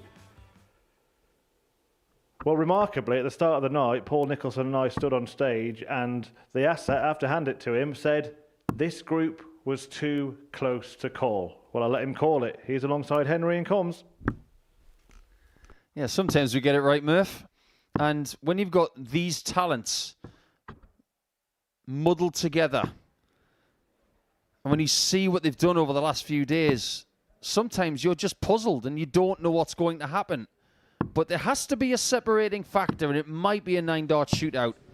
Thank you, ladies and gentlemen, boys and girls. First leg, Aidan to through first. In order for that to happen, Aidan Kirk has got to win by 4 legs to 3. But we've got to get that far. 2 of the best players 100 at this level in the world, in Simon Whitlock and Aidan Kirk, will now go toe-to-toe. And Simon's going to do it with a change of equipment, which is really interesting. Yeah, the Reese Robinson flight and stem combo has gone back to something a little bit more akin to something we saw maybe around 5-10 years ago.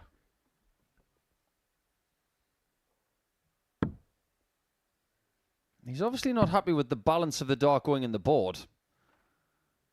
He hasn't lost many games this week. In fact, he's only lost 2. Well, it's not as if he lost the first game, prompting a bit of a panic and a change of equipment as a result. He beat Pete Hughes 4-3. Admittedly, it wasn't his best performance, but a win is a win. 134. And so far, it's Aidan Kirk, the one who's come out the traps, the better of the 2. 6 from here for a routine hold to get things up and running. He didn't get out of the traps in his first game. 83. That was the problem. That's what Simon's looking for, that first dart that he can attack. 99. He'll be disappointed with just 99 there. Bullseye really hasn't been a good target for Aidan here this evening. That's 3 shots, and 3 shots he wouldn't be happy with at 42. all. One in particular that was about 2 inches north. Well, this really would hurt. He was stung by the 140 of Pete Hughes to 44. take him back level in the previous match. Whitlock's not going to find the 148. And it was this top that he missed to qualify through to the semi-finals in his previous match. But he's made amends there Game on. to lead by a leg to 0. But remember, he needs to win by a scoreline, has to win 4-2 or better. He would still throw darts again if he was to win 4-3. But he'd only have the guarantee of 9 more of them. Yeah, but if Aidan wins 4-2, there's something attached to that. Aidan would progress, Hughes would progress, and he could take Simon Whitlock out. So is this where the wizard opens up the bag of tricks? And remember, Simon Whitlock led 3-0 in that game against Pete Hughes. 100. You are never safe in this Saturday night format. 140. That is a very nervy Simon Whitlock team table. 134. They've got every right to feel Samuel nervous. 100. They might be leaving in 10 minutes if things don't go his way, but they're starting to turn in a good way. Double 10 from the original position. That will work very well. Great hit back from Whitlock, 12 darter. Philip Gaydon to throw first. Game on.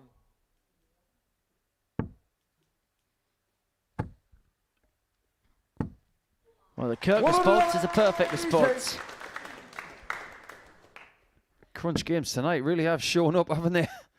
Averages of 101 for Graham Usher. That wasn't good enough. Nearly 105 from very good friend of Aidan Kirk, Henry Coates. Splendid. Now he's got rid of the treble 19, which was a very wise switch, by the way. We're on for another 9-dart attempt. 91. Edukar 144. The live lounge is ready to erupt. But everybody get back onto your seats. Yeah, that look from Aidan is one of, what was that? 84. If only the first one was there. You'll never know. But after the 12 darter, Kirk could improve by one shot. 81. Edukar 60. This is beginning to go wrong for Simon Whitlock. Tots for Aidan Kirk. Double 15. Good recovery. 2-1 to the captain, averaging 108.32. Ironically, in a year where Simon will not go to the PDC World Cup for the very first time, 59. He has been the captain for the vast majority of his Aussie international career. And it could be the captain tonight who takes him out. 47. Yeah, the responsibility falls to Damon Heta and a good friend here at the Super Series, Adam Leake. There's not been many people play for Australia at the PDC World Cup. One of the tightest teams in the last 16 years.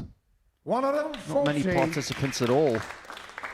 Who was that first bloke who played for Australia? Don't you start.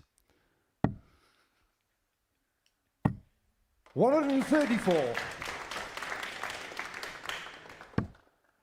This is enthralling stuff. What is it 100.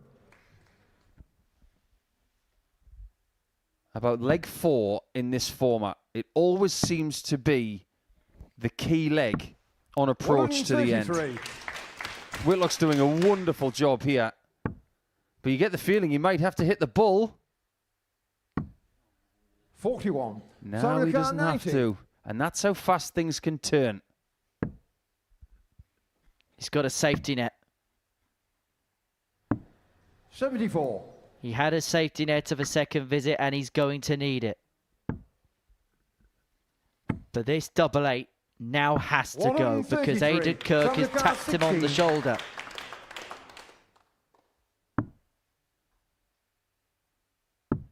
Oh no, it hasn't worked out. 40. And Kirk could get to 3 with the loss of 1. And he does. Whitlock's got to win 3 straight or he's out in the group. Looks like Aidan to throw first. Game on.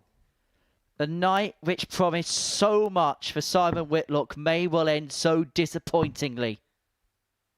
Aidan Kirk with the darts to dispatch the former European and World Cup champion. How many times have we said it? You win your first game 4-3, you are nowhere near safe. 42. It's great getting those 2 points, but you still got more to do. I'll tell you what, if he was offered a 9-dart shootout right now, Simon Whitlock, he would snap your hand off for it. Yeah, 100%.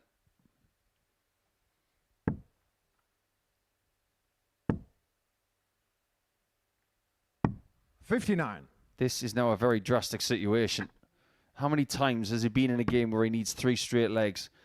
I'm going to estimate many times. 140.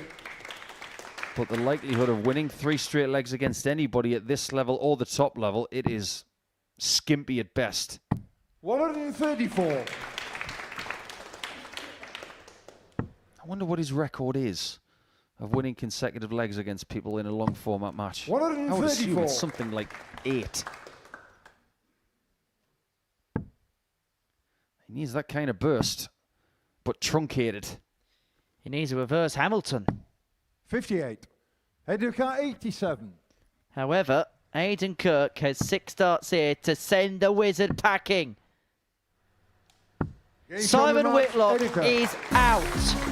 Aidan Kirk, the bookmaker's favourite to win the week from the very outset, is into the semi-finals. The captain, 2 wins away from picking up the trophy that was so cruelly taken away from him 2 years ago against Andy Davidson. When he needed to provide his best, he found his best, an average in excess of 101.5, and that brings to a close the group stage action. Reaction and analysis to come from Paul Nicholson and Chris Murphy after this short break.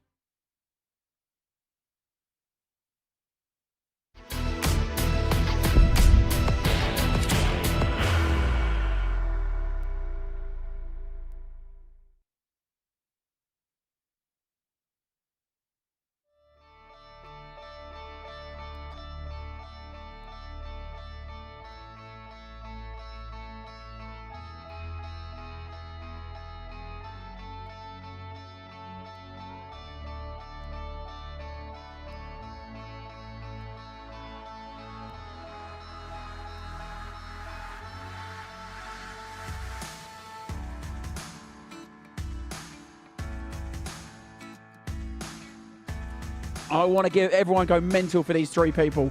They have thrown amazing darts. 100.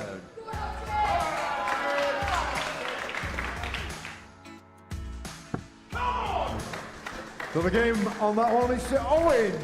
Well done, Archie.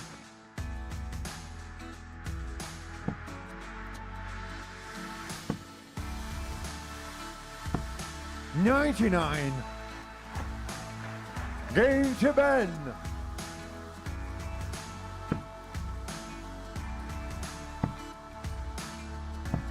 $58. Aussie. Ben. Aussie. It's Archie.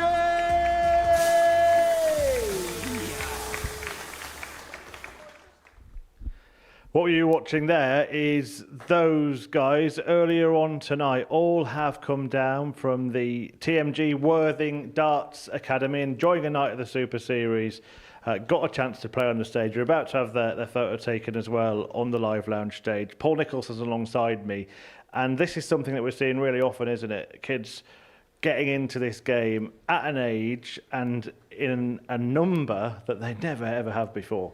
Not at all. These opportunities, they're not lost on people of our generation because we didn't have these things. If you wanted to play as a youth player anywhere under the age of 18, you had to be in an area where somebody was willing to donate their time and look after the future of the sport. And in the 90s and the early noughties, there were very few people like that around the world. In this country, we have got tens, close to hundreds of academies who are shielded by the most incredible organisation, the JDC.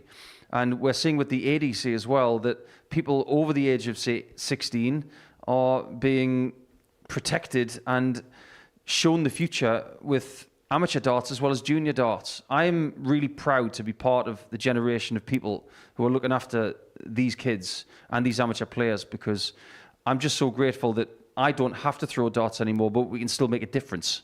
Yeah, absolutely. And we have a fantastic incentive for anyone with a Darts Academy to get in touch with us here at the Modus Super Series and come and enjoy the same kind of experience they have. The email address for that is superseries@modusports.com. If you run or involved with a Darts Academy, get in touch with us there. I'll say it again, superseries@modusports.com, and let the kids have a fantastic night here at the Live Lounge, where it's pretty apt, Paul, that the Rising Stars champion is producing the best darts and has had it, I'm not going to say easy, but the easiest out of anybody who's made it through tonight. On the score sheet, it's the easiest, but he's been the most imposing of the players.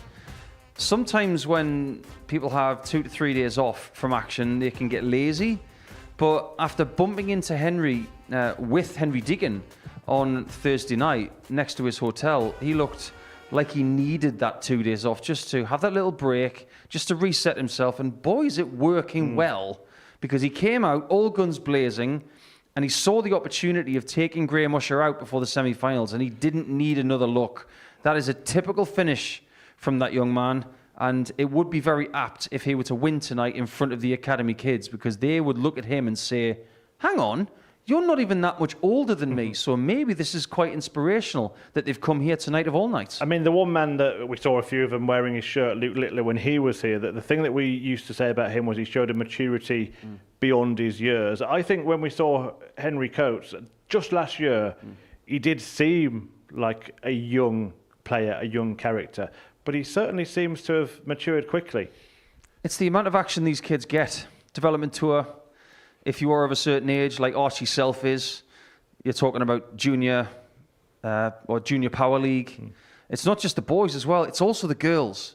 They can look up to two-time winner today, Bo Greaves, at the women's series. She owns that. But these junior players have got so much inspiration and they've got so much action as well. So when Henry comes into the previous series and fails to make it through in the final because Steve Green plays better than he does, he goes away, and the next time he comes around and he's matured in about 6 months, if that, because there's so much action to allow him to mature. You mentioned him eliminating Graham Usher. he thought he might have eliminated Richard McKee in the first match. He thumped him 4-0. McKee will be feeling like it's a bit of a miracle that he's here, but he did what he needed to do in his second game. Yeah, he did. You can recover after losing 4-0, and that might be the poster for that for the rest of the series, because the difference in output from game 1 to game 2 was very evident with Richard. He came out with that bit of urgency and he scored so much better. He gave himself more chances, and we're starting to see the real Richard McKee from a previous series where he was a weekly champion. So fair play to him. He's probably got a sore elbow tonight because he's talked about his operation and he's talked about the rehab, but he's willing to go through the pain, both mental and physical. It just seems strange, doesn't it, Graham Usher not making it through to the semi-finals? He's always at the business end when he's here. What's gone wrong for him tonight? Not the best start, but you can't really criticise Graham for averaging 101 and losing. He's thrown everything. In the words of Henry Deacon, he's thrown the kitchen sink at Mr. Coates. And he withstood it. He was, okay, throw what you got, but I'm going to be better. And that's what these young kids are all about. They've got no fear. They don't feel like 101 average is too much for them to beat. So what does he do? He raises the stakes. And a couple of key errors from Graham is all that Henry needs to take him out. Before we go on to the two players through from Group 2, let's stay with one of the eliminated players, Simon Whitlock, who's gone out along with Graham Usher tonight. I don't think many people would have expected both of those to miss out on the semis. Not at all.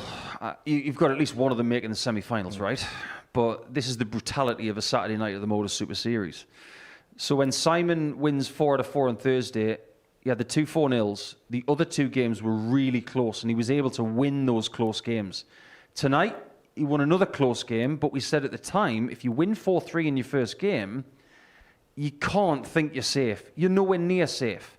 And when you get Aidan Kirk at the wrong time for you, there's another ton plus average. This is an extraordinary night. We're getting a lot of 3-figure averages because the players are excellent, but the people who aren't getting them are suffering. We, of course, did see Simon Whitlock win here, but it was part of a special week. It was a seniors showdown, players of a certain age group, over 50, that kind of probably all knew each other well. We also saw him have success at the ANZ Premier League last year over in Australia. As he had a bit of a short, sharp shock at the Modus Super Series in the main events, like a lot of players that have dropped off tour have had, where actually it's not just the Pro Tour where you're seeing these young upstarts come and cause problems. It's happening at this level as well. Oh, it's everywhere. I mean, look at the ADC last week. Lewis Cook wins. He's just a nipper. And Archie Self wins as well, and he's in the JPL. He's under 17 years of age. These kids are here to stay. And once these kids reach the age of 21, there's going to be another wave after them. It's just the way it works.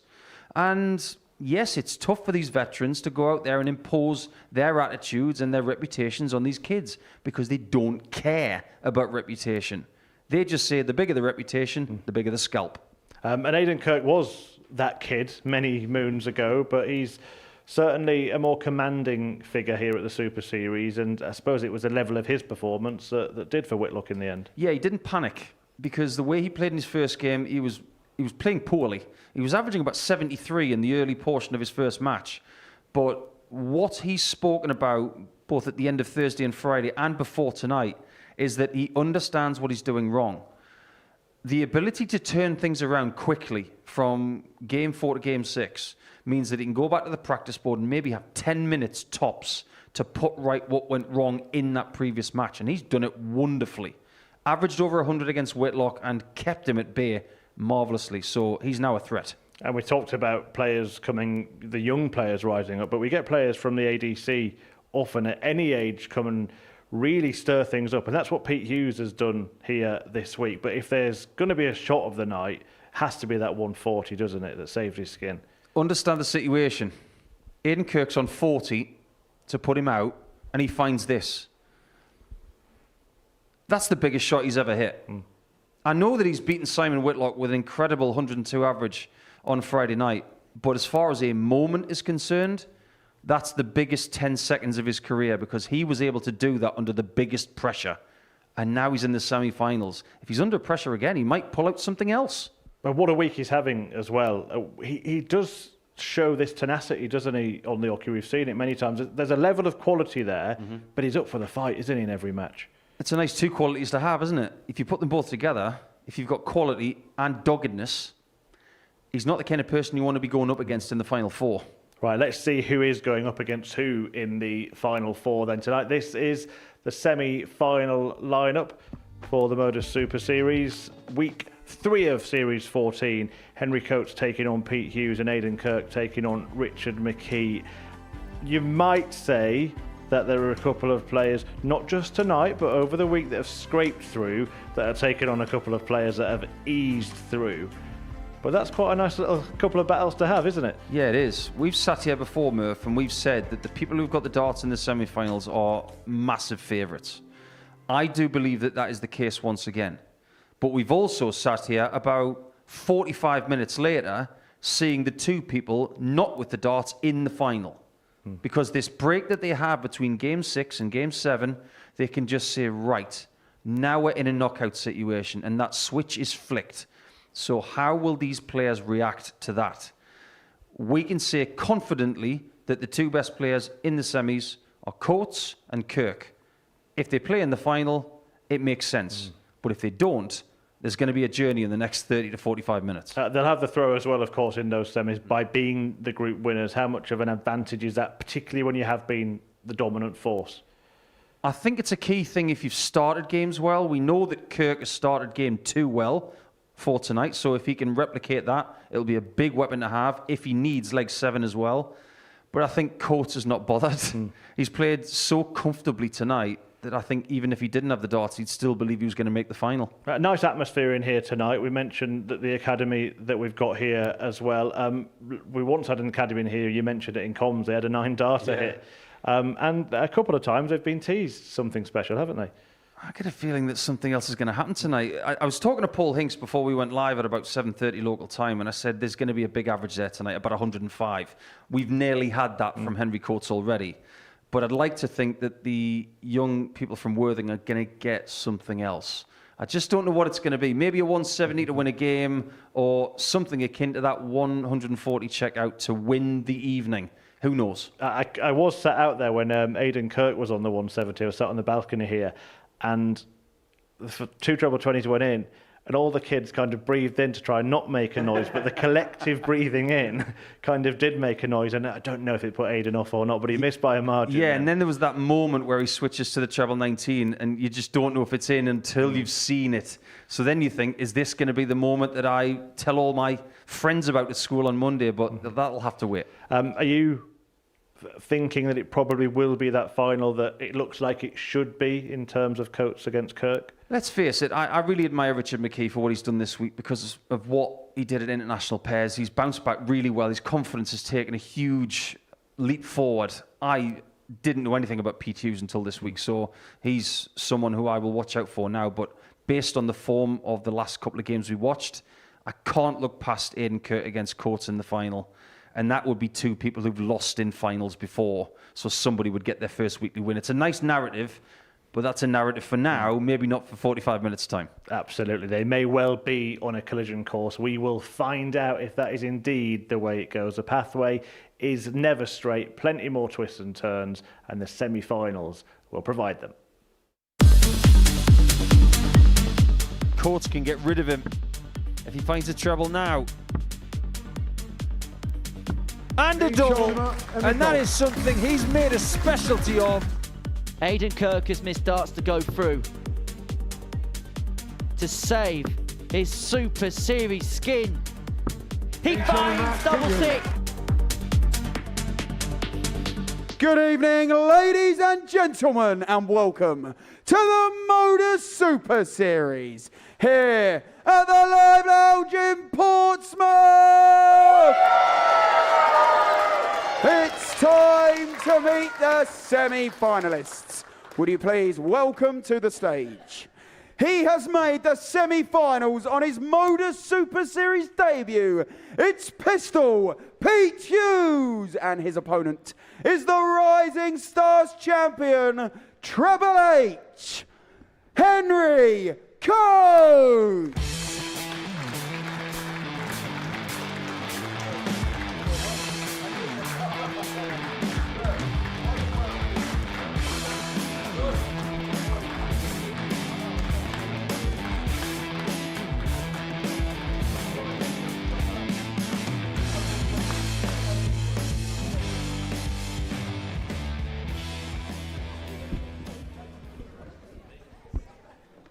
Owen Binks, in-house MC, getting the players onto the stage. Henry Coates and Pete Hughes, the two players contesting the first of our semi-finals tonight. Down to the final four. Saw these two players get through in kind of different fashions in terms of both qualifying for finals night and indeed qualifying for the semi-finals as well. They were 1 and 2 in Group A earlier in the week. And Henry Coates, the Rising Stars champion, will be aware of the threat that Pete Hughes carries, because he did get a victory against him, a 4-1 win as well. Coates, the group winner, Hughes, the spoiler. Can he carry on spoiling at the Super Series tonight? Let's find out in the company of Nico and Henry. Cheers, Murph. And so it is knockout from here on in. No second chances, no reprieves. When you progress, lose, it's destination home. First leg, Henry through first. Game on. Henry Coates has looked seemingly imperious tonight. 2 games played, 2 victories, 2 ton-plus averages. He got his night underway with a 4-0 success against Richard McKee, where he averaged 100.2, 60 darts to get over the line, 4 from 6 on his doubles.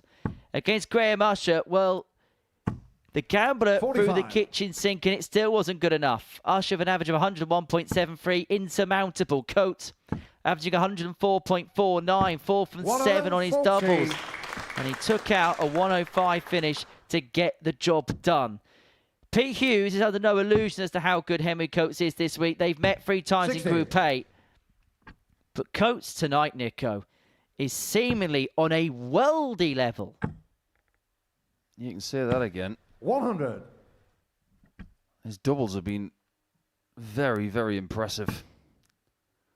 8 hits, 13 attempts.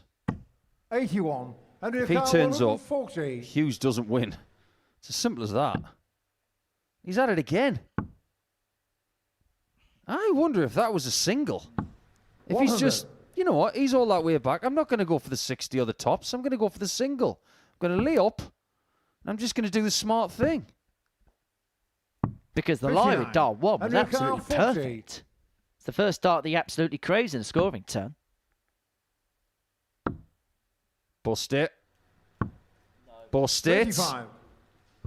We were just loading his board management and then he's just made a mistake. And now he has to bail himself out of bother he has no business to be involved with. 60. Henry O'Carr, 5. Double 2 it is. No score. There could be trouble ahead because he's missing doubles like he hasn't all night. And all because of a tactical error. 45. Henry O'Carr, 5. But Pete Hughes is not stamping all over this mistake. This is as big a mistake as Henry Coates has made all night long, but he may well get himself out of it in a flashy fashion. On the first leg, Double 1, single 1, double 1. Move on. Second leg, Pete through first. Game on.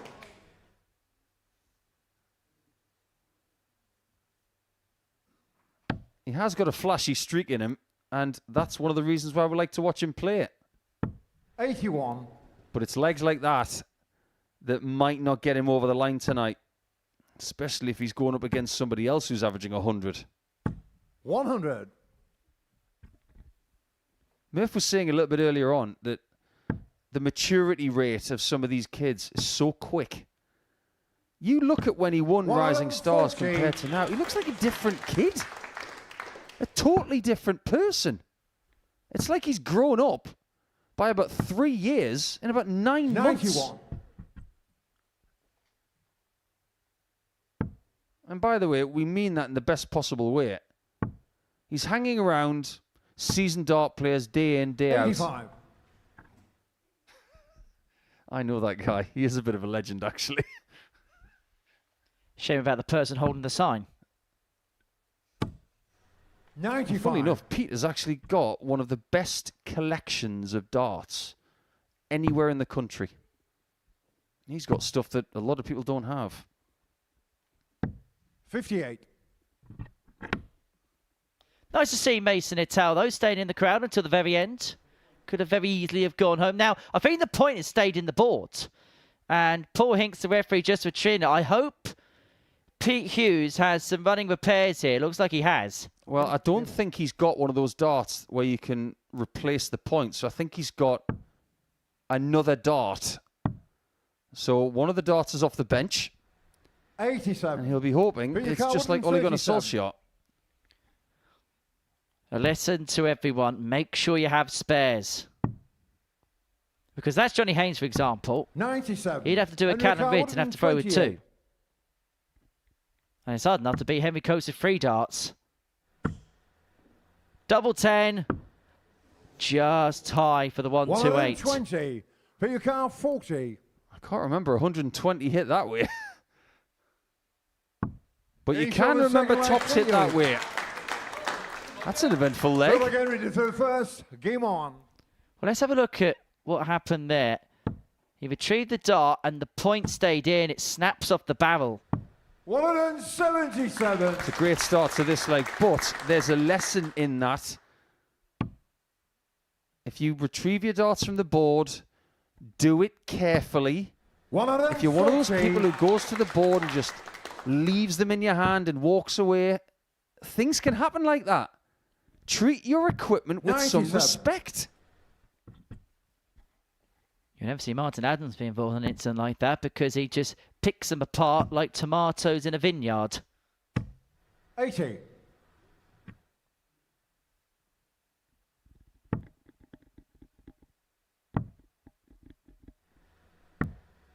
$93. Likes that treble 18. 3 times in a row he's hit it. He might use it again. Ken has to. 140. And we've got 134. Well, he's got some fans here tonight. Has Pistol Pete. 56. Put your car 141. Needs an ace. Has he got one up his sleeve? Not this time. He's already served one up at that 140 to stay in the 83. evening. And we've got 78. The shot of the night. 78. Double 12. Gains 2 on on third Coates, leg and 14 a goal. darter. And he's halfway towards a date with destiny. Remembering the previous series, the very first week of the previous series, he made it through to the final before being beaten by Steve Green, a man who would go on to the series finale, edged out by Jack Drayton. Coates is one of rising stars, but this would mean more to him. A crack at the big one. A crack at the big check. What put him off there? I think there was just a slight noise in the auditorium. He's seen the funny side of it. He's definitely seen the funny side of it, because if he'd thrown the dart immediately, he might not have hit the 60. That's maturity right there. Some players would have stepped back and they would have been worried.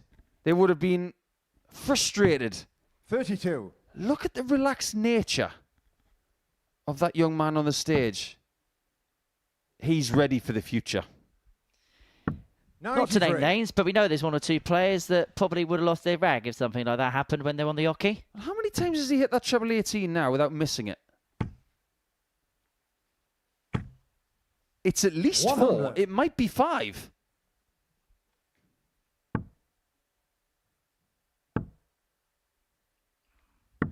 $94. Well, there's another one, but it should have been on dart 2.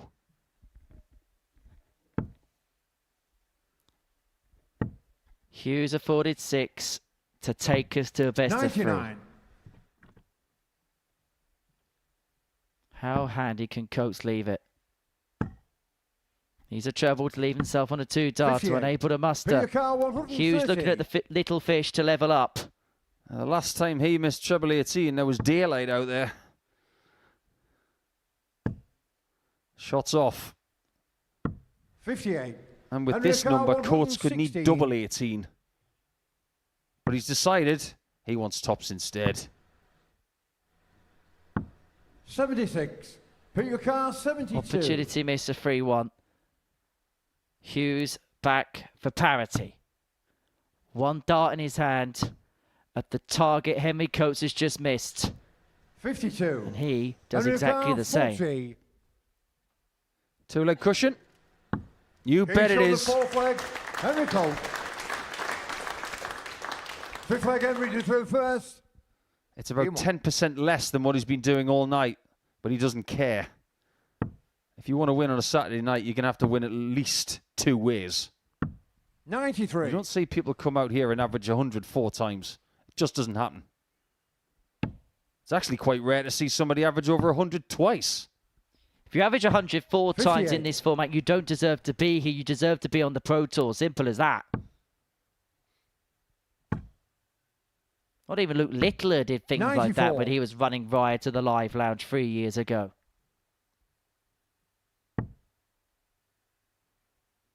The series champions, on the whole, over the last 95. 18 months have been very young. There's Arne Speer. He's going to be here next week. Looking forward to seeing him play once again. It's nice to see he's got here nice and early.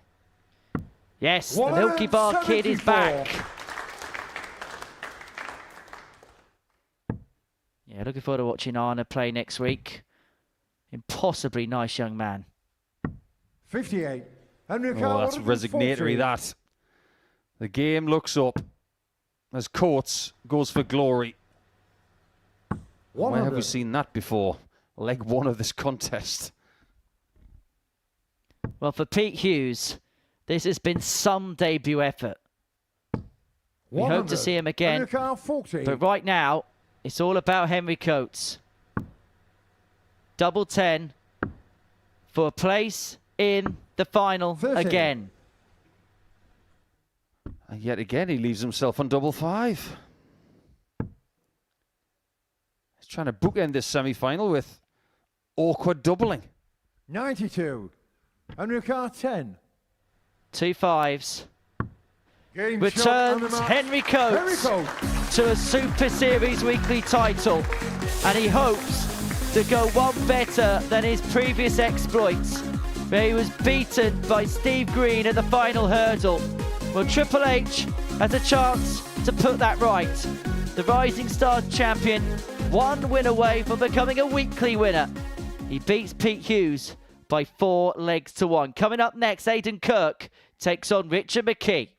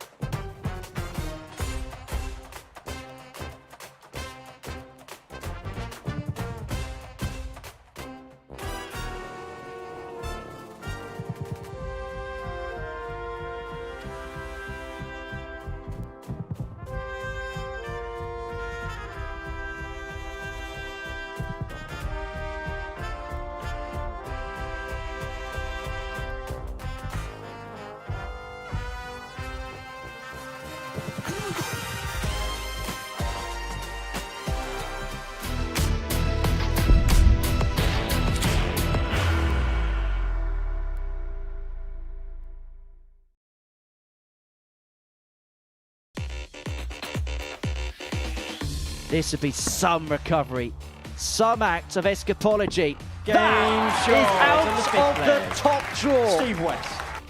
A Wednesday night league in Waterloo as Edwards looks at double eight for Game 1 from shot 6 to and the take us sixth all the leg. way. It would have meant that Neil Dove would have had work to do irrespective in game 5. Double top for another ton topper. Game shot and the third leg. When his Neil batsman Duff. against the wall this week, people unable to repeat the feat here. Hogan looking at a 116. Double 18. Game To add shot the and the first leg. 116 to an impressive Paul Hogan. catalogue. To wrap up what has been a comprehensive display. It's not been Benito Game van der shot. Pas at his best, but he And the hasn't had match. to be. Benito Well, van that der was Pas. Game shot. And it is Reece And the Colley match. who gets Reece the Colley. victory. Well, this has been a rout. And Game that is an shot. 11 dart leg And the match. for Steve Steve West. West.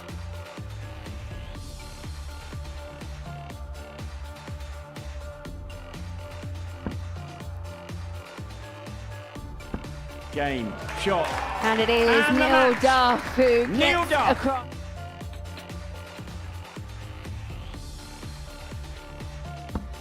Top Spadar, first dart bends the wire. Looking to adjust, and shot. it is And a your cry. Series It's 7-7 14 for week Neil 2 Duff as he champion is denies Neil Steve Duff. West. Ladies and gentlemen, for a 7th time, the weekly winner is the Duff Man, Neil Duff!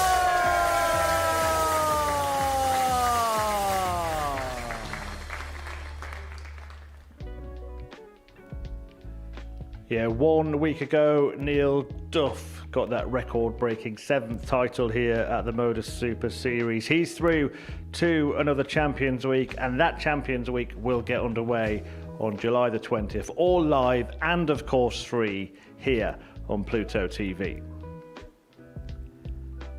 And there is a possibility that Neil Duff's international pairs teammate Richard McKee could be joining him. He is a couple of victories away. He'd need one against Aidan Kirk in the semi-finals and one against Henry Coates, who's safely through to the final. He continues what's proved to be a very, very comfortable week so far for him. A 4-1 win against Pete Hughes. A nod to him on his debut as well here at the Live Lounge this week. But Kirk versus McKee will go head-to-head now to take on Coates in the final. It is time for semi-final number 2. Aidan Kirk has 6 darts here to send the wizard packing. Simon Whitlock is out. But this has got to be textbook and it's got to be good. It is good and it's gutsy for Richard McKee. Good evening, ladies and gentlemen, and welcome to the Modus Super Series here at the Live Lounge in Portsmouth. It's time to meet the second set of semi-finalists. Would you please welcome to the stage? He is a former Modus Super Series weekly winner, Richard McKee, and his opponent is a former PDC Challenge Tour winner, Aidan Kirk.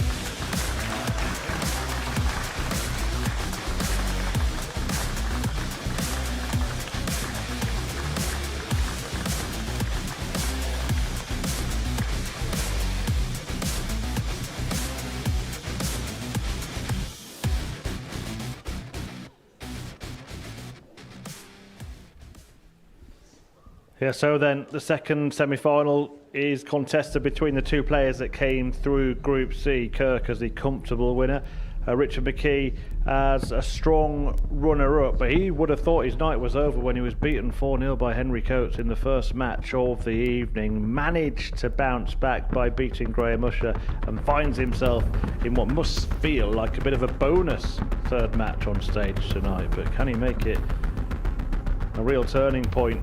Topple Aidan Kirk here, runner-up in Series 7 when he missed all those match darts to get the job done. Richard McKee has tasted victory on the Super Series stage before, and as just mentioned, looking to join his international pairs teammate Neil Duff in Champions Week, a week after the Duff man got the job done once again. Semi-final number 2 then is about to get started. Paul Hinks again the referee, Henry Deacon and Paul Nicholson again the commentary team.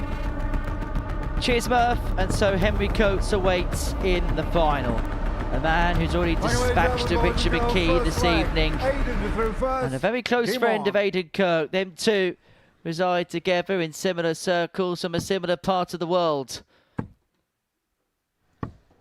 And the captain will be hoping to draw inspiration from what Triple H has done tonight. In terms of his evening, he lost 4-3 to Pete Hughes in his opener. It was below par in comparison to what we've seen for large sways this week from the captain. But then he put it right, and he put it right emphatically. With darts akin to that. An average of 101.65, 4 from 7 on the doubles to send Simon Whitlock packing from the tournament. 58.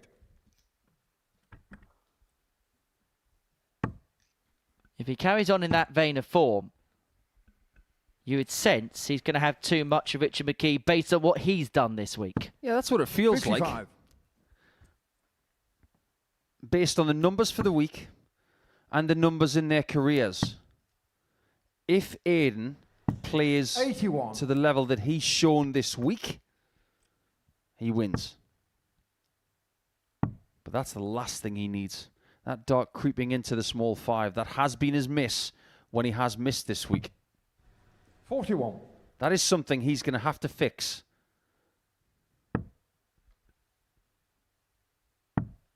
Well, Kirk to a finish, leaving himself 130 after 12. Richard McKee got off to a slow start in his opening game against Henry Coates. Can ill afford a similar one here.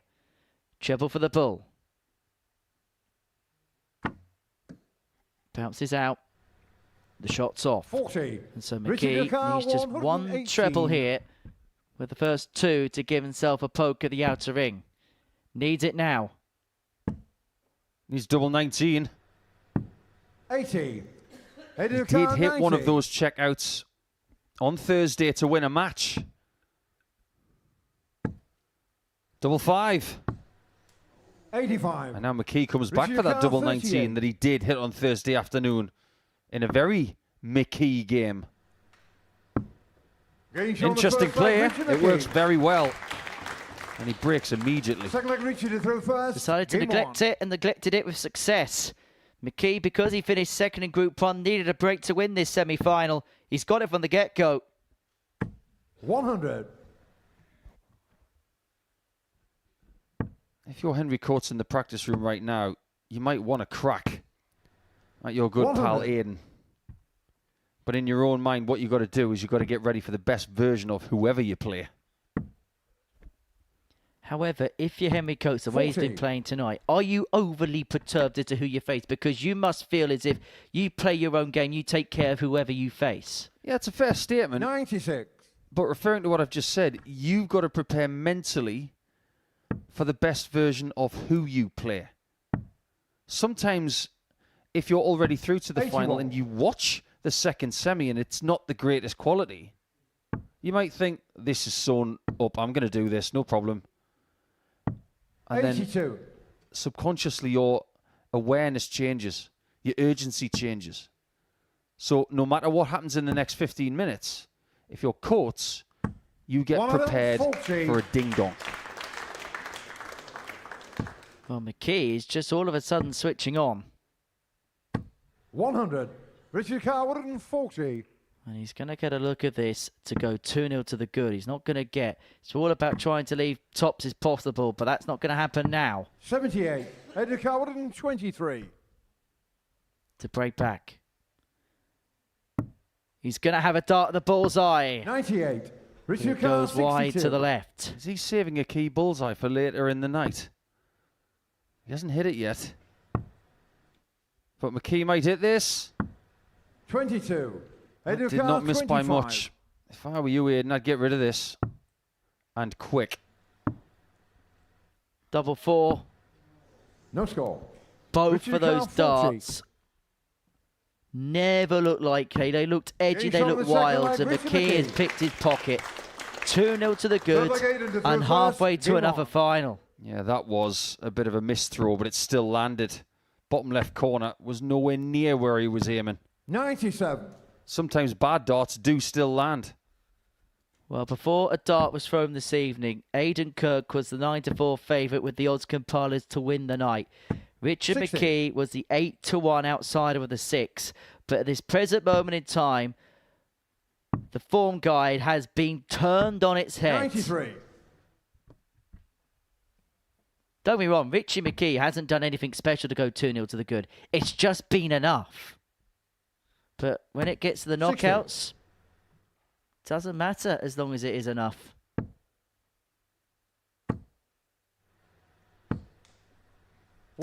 This is a battle of Group C this week because Aidan won Group C and McKee was second.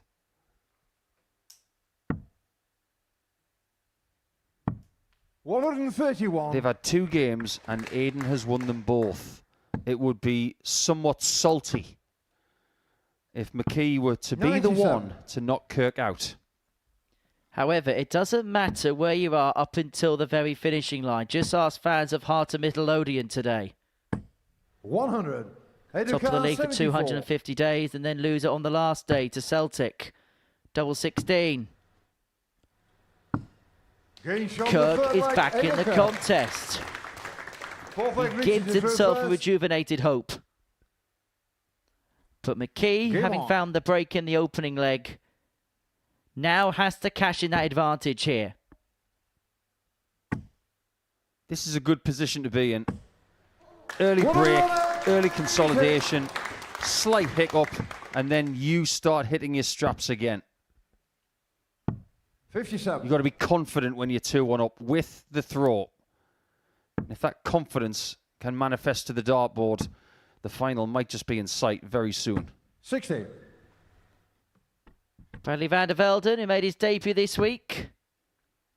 That looked like something along the lines of fan club of Dustin Straver. 43. Well, I suppose everyone's got to have a fan club and everyone's got to have a fan in the fan club. I like Dustin Straver. I think he's a great player. Very watchable. Does the Paul Nicholson fan club still exist? Never was one. I was going to say, anyone 45. watching you at Wall Civic Hall would tell you that you had no friends.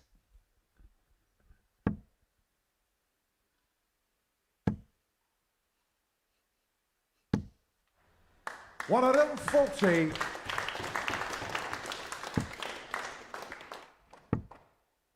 Just look at what McKee has done. 100. Richie DeCarl, Having the 36. throw, he's left 36 after 12. He's Game putting shoulder four by Aidan Richie Kirk McKee. in big trouble. Fifth leg Aidan to throw first. Game If on. it is going to be a Midlands derby in the final, Kirk is going to have to go absolutely ballistic from here. Yeah, he's going to have to win the lot. 45. And the thing is, there doesn't look like there's any huff and puff right now. Just feels academic. 60.59. But McKee's finding that upper level of his talent this week at good times. He found it in game 2 that he played tonight. 125. That was against Graham Usher. He was able to win that game 4-3 with some good quality stuff in the middle. He's doing it again against another quality operator. 93. Big pickle for the last, but still McKee has overturned the throw.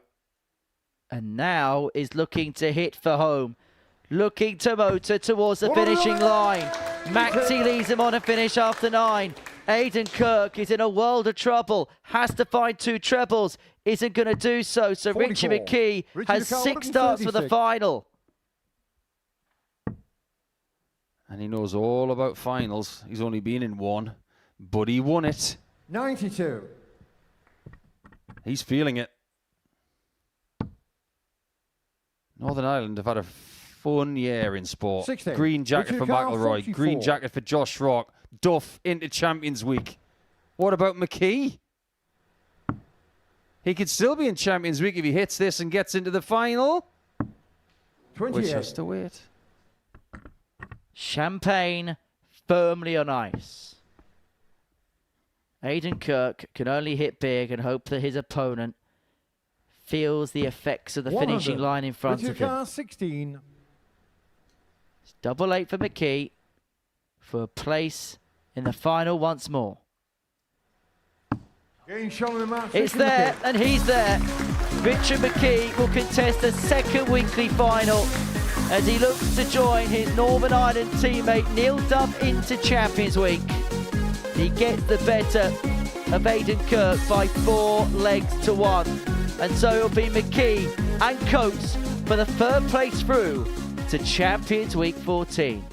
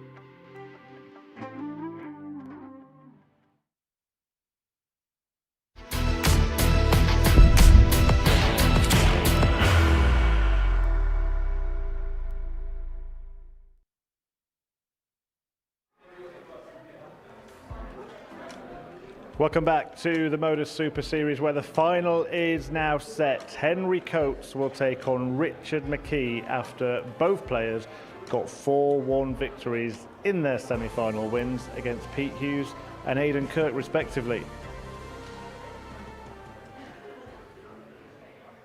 Myself and Paul Nicholson here on the stage where that final is just moments away.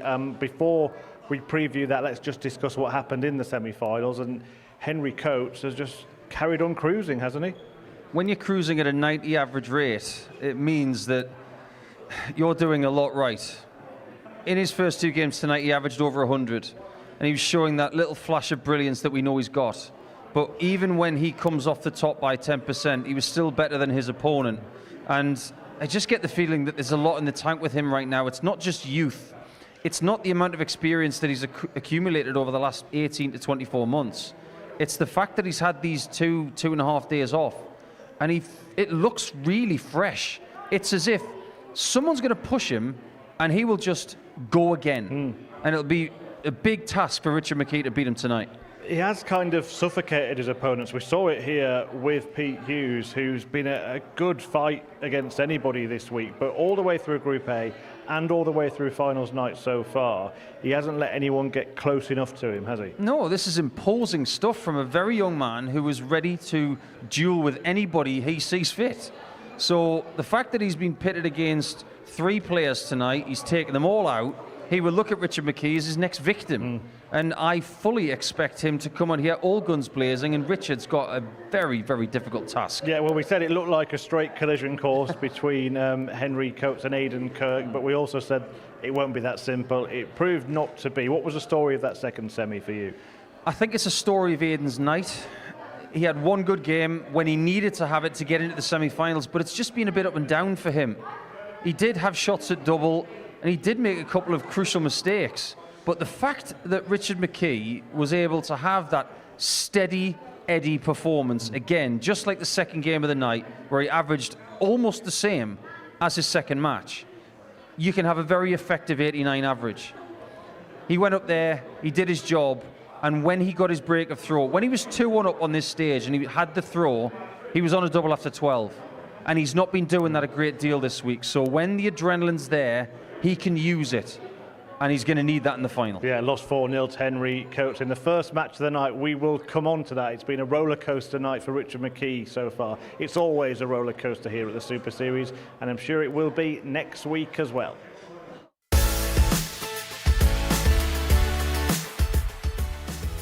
Story of the round. Oh, this would be so ironic. Oh my word. Where has he plucked that from? He's already had one ton plus checkout, and he's going to win it with another stunner. It's Archie Self. Archie Self. He's so proud of himself. Opens the door ajar for Richie Howson. Can he back up that score of 100 and a 140? This could be your answer. That's absolutely beautiful. Richie Howson. What a shot. I'll be relieved that that third dart did sneak into the single 20. Kellington, as you do. This is getting ridiculous. He could have.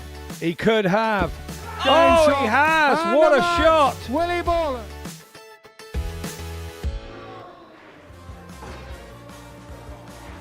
Yeah, another week gets underway on Monday morning. George Killington returns along with Richie Howson and Willie Borden. Jelle Klaassen, who's been away from here for a couple of years, comes back to the Super Series as well. You may note that right in the middle of that graphic, James Buckby, a new name that's appeared in next week's lineup. That's because Gemma Hayter has withdrawn through illness, unable to commit to playing next week. So James Buckby comes in alongside Kurt Parry and Archie Self, and then Peter Jakes, David Wazowski and Josh McCarthy in Group C.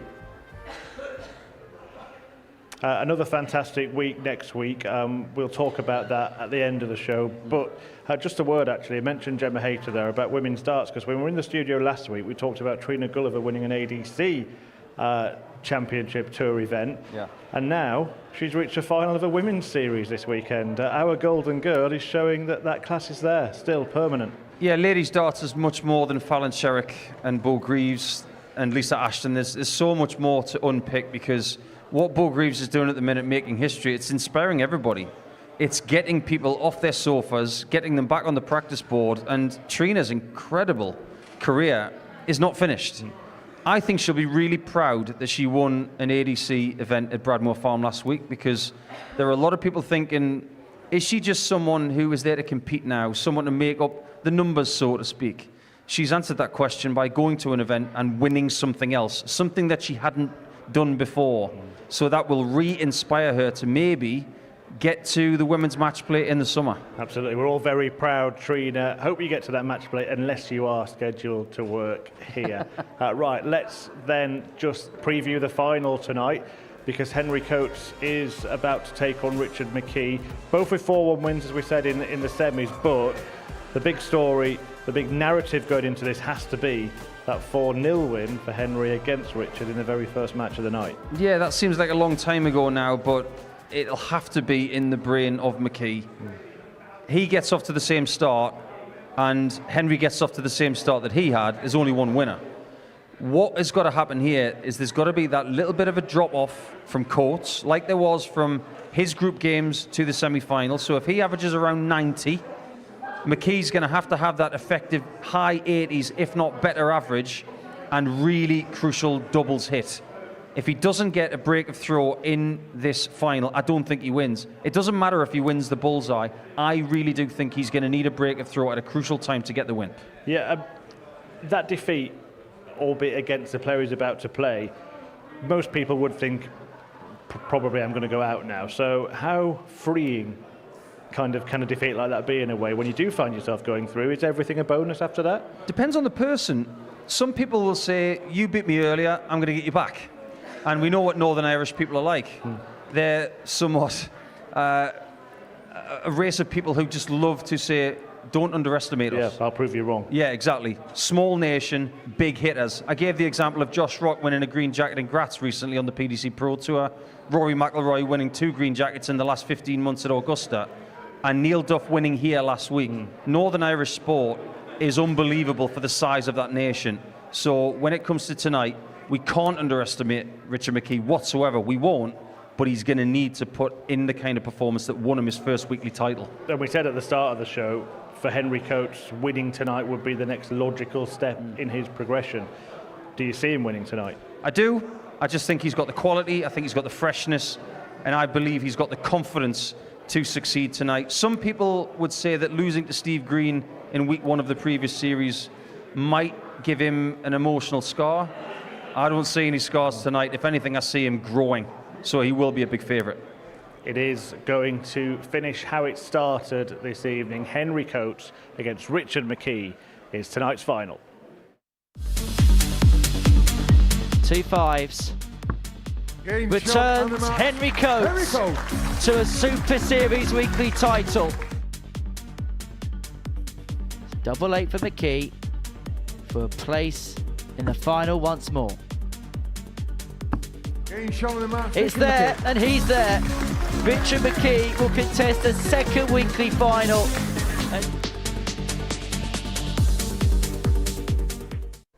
Good evening, ladies and gentlemen, and welcome to the Modus Super Series here at the Live Lounge in Portsmouth.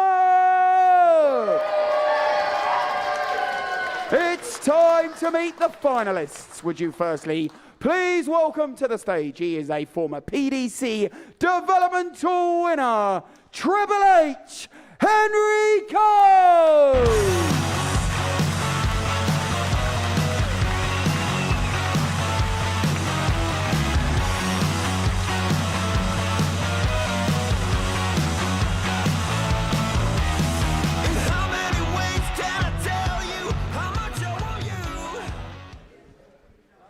And would you please welcome his opponent. He is a former Modus Super Series weekly winner. It's the Keg, Richard McKee.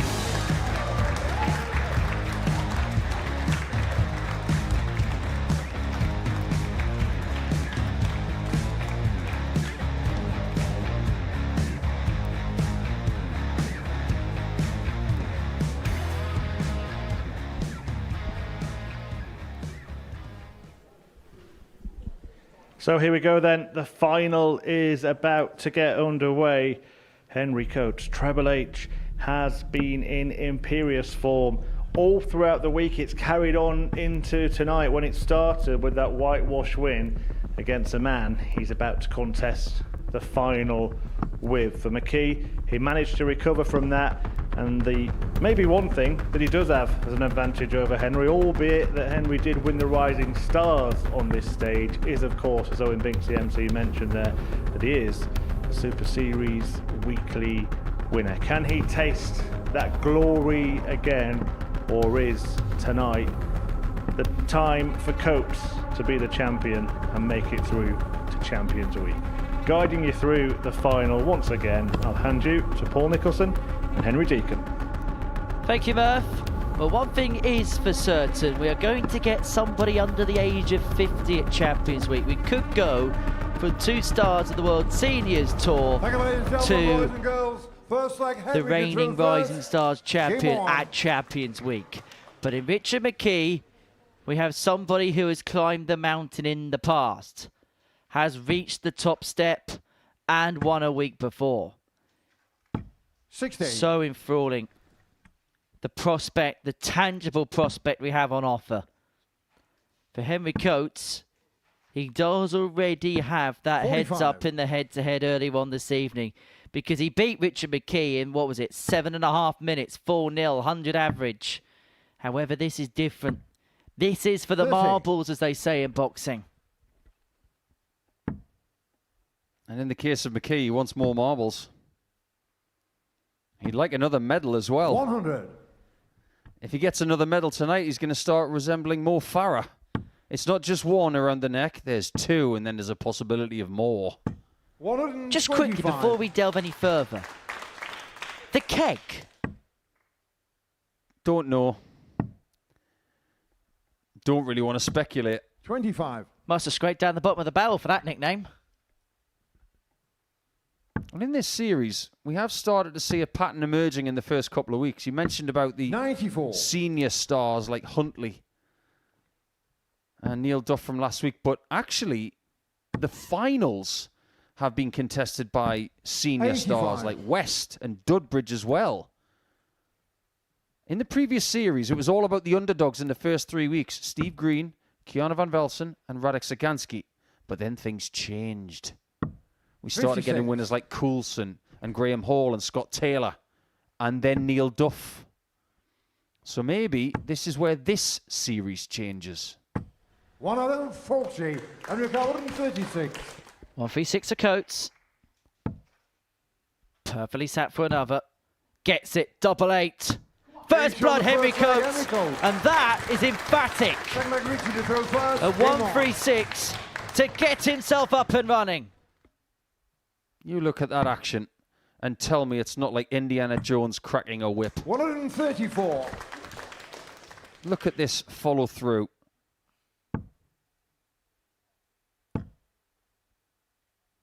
If anything, if you've been watching him for the last 12 months, it's getting quieter and quieter and quieter. And he's getting better and better 94. and better. As he grows, he's maturing, not just as a young man.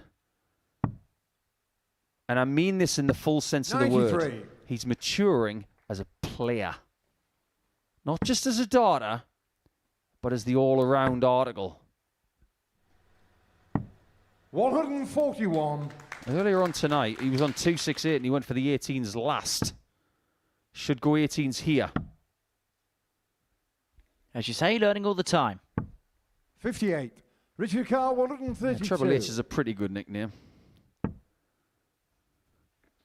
But he might have a little bit of darting intelligence. 92. But even he can't take out 210. But what he can do is apply the pressure. And apply the pressure he will. 145. Richard The Carr, 170 40. set up to leave himself on double top. The target McKee's Being looking shown for. the The second target leg, Richard Richard McKee McKee. gets a 13 darter to square us up. First, game on. They're the kind of legs he needs. If he's going to fend off Henry Coates in this kind of form, he's going to need to find 5 visit holds of throw. He's got to force him to take out a 12 on the Northern Irishman's hit first.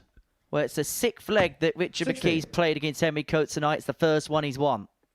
Lost 4-0 in the group stages. Lost the first leg of this game. Well, if I may say so, we're 2 legs into this final, and that 134. 4-0 doesn't matter anymore. Because so much has happened between now and then. And Richard McKee is playing so much better than then. Average sub 80, 91. sub par in the opening game of the night. I know we're only 2 and a bit legs in, but the average in excess of 92. Problem is, to get any kind of change out of Henry Coates, we may have to drag it up a couple of points and take every opportunity he's got. He's not going to hit a 180 to 55. leave himself on the Henry same Carr, finish that Henry 170. Coates finds himself on now. Doesn't need it. He's got a very 105. sizable chunk, and that is more than fine. Sometimes you have that bigger lead. Missing the second dart's not always the end of the world because it means you don't have that 60. temptation. Henry Carr, 65. Tops it is. Game shown the If third leg. McKee's going Henry to break Coates. this guy, he's going to need a 12. Fourth leg, Richie to throw first. Game on. Coates is halfway there. 140. I love this tenacity from Richard. If you've followed his career over the last 18 months, you'll understand what he's been doing over the last 3 days is very close to inspirational because he's had pain in his arm all week. He's playing through the pain because he wants this so much. 100. Ups, downs, maybes. And all of the hard work is to get to games like this. 92. To see if you can win it.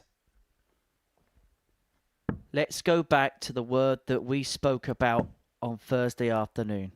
Gutsy. It was 57. appropriate then and it's appropriate now. It's not going to be a 12-dart break for Coates. 140. Smooth. Yep, he's learnt where the camera is this week, hasn't he, Bradley van der Velden? 122. Nice to see him here. Nice to see Arne here as well tonight. We'll watch him in action on Monday. Oh my, that's an impressive treble. If he gets a single, it's 131. The treble leaves a 2-darter. This is a big shot. It is tops. 42. That could open the Henry door Carr, for a 3-1 91. lead, and you see what Coates does when you give him this shot. This is what he does. 71. I get the feeling the Richard flight Carr, might have 40. tickled his cheek on the way back there. Might have gone too deep. We are at a crossroads in this final. Double 10 for McKee. 30. Henry Carr, 20. That was to get himself back at 2-2. And all of a sudden, Henry Coates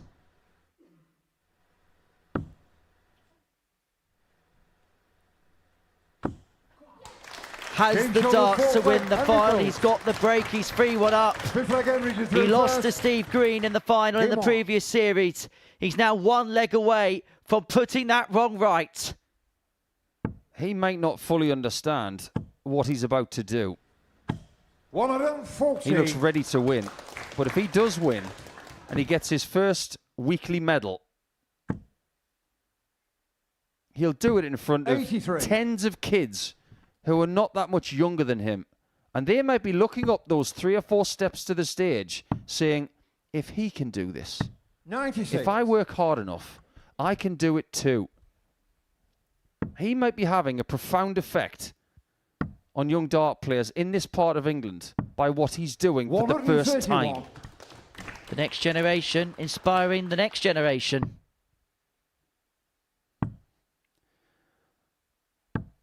Based on what we're seeing, Henry, the next generation is the current one.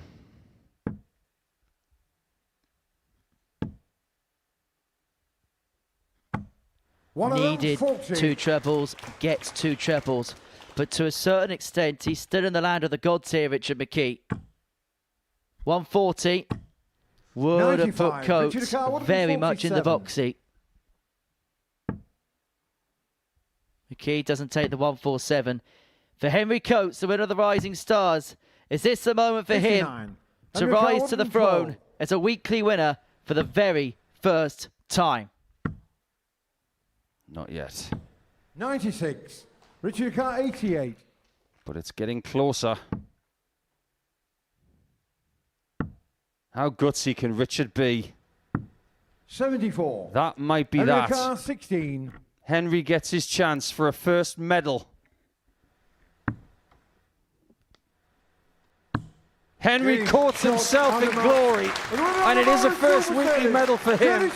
He's the youngest player to make it into Champions Week by an absolute mile in Series 14. Richard McKee played so well tonight in response to a 4-0 drubbing from the man who's now beaten him twice. And he puts right what went wrong in Series 13. When he lost to Steve Green, we thought, will he come back? Will he get the medal eventually? He didn't have to wait that long. We'll see and hear from our Week 3 champion in due course. He's taking it in on the stage. But a 92 average wins him the final by 4 legs to 1. It certainly does, yeah. There are the numbers from tonight's final, and what a dominant display from Henry Coates. He's played at that similar level all night. It's been more than enough to defeat Richard McKee twice and everybody else that he's played as well. The 136, check out the highlight, of course, of tonight's decider, but you get the feeling that Henry Coates' highlight is about to happen. He has lifted a trophy on that stage before. The Rising Stars champion is now a weekly champion, and Henry is downstairs talking to Henry. Yeah, thank you very much, Murph. Henry Coates, many, many congratulations. You've climbed the top step for the first time as a weekly winner. Just sum up how you feel right now. Amazing. There's no better feeling, really. But after the last step, I thought, surely got to go to 1/3 for this time. Was that the inspirational week long, knowing how close you came last time? Yeah, especially after winning Group A as well. I knew I had something in the bag to hopefully get me over the finish line. Well, let's talk about your start to the night, because you came out the traps flying, back-to-back ton averages. It just looked like you were in a groove, a real flow. Yeah, I felt relaxed all night, so obviously being relaxed, you know your dart's going to flow, so I've ended up coming out being on top. And it's fair to say, I know Richard gave you a game in the final, but it never looked as if at any point in the night you looked truly troubled. Would that be fair to say? It would, but anyone could beat anyone tonight, so I started off with 2 good games in the groups and then saw it out in the final. Does it add a bit more knowing the calibre of opposition you've had to come through to win this? Yeah, it's been a great week. So even from Pete making his debut week, Giovanni as well, and Bradley, it's been a great week. We said earlier on this week that you've done a lot in terms of making a few finals on the Challenge Tour. You've done some really good bits. You've had a few call-ups to the Pro Tour in 2026. But the one thing that's missing so far this year is something good to put in the trophy cabinet. You can put that medal in there now. Happy days. It's been a long time to come, but 2 years of being here at the Modus Super Series, it's finally time I get to have that trophy. What does it say about your development? Because you won the Rising Stars here 9 months ago, and now you've made the transition to winning, not a senior week, but you know where I'm coming from. Yeah, exactly.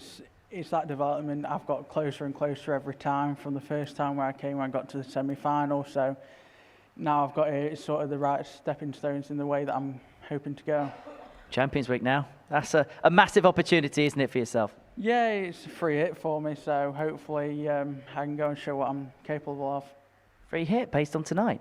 Yeah, hopefully. I can go and relax and play my game, and hopefully I'll be there. So what is the plan then between now and then? Because you have got a bit of a gap. I'm assuming there's going to be a few Pro Tour call-ups to come. There's going to be some Challenge Tour stuff in there. Is it just keeping yourself ticking over to week 13?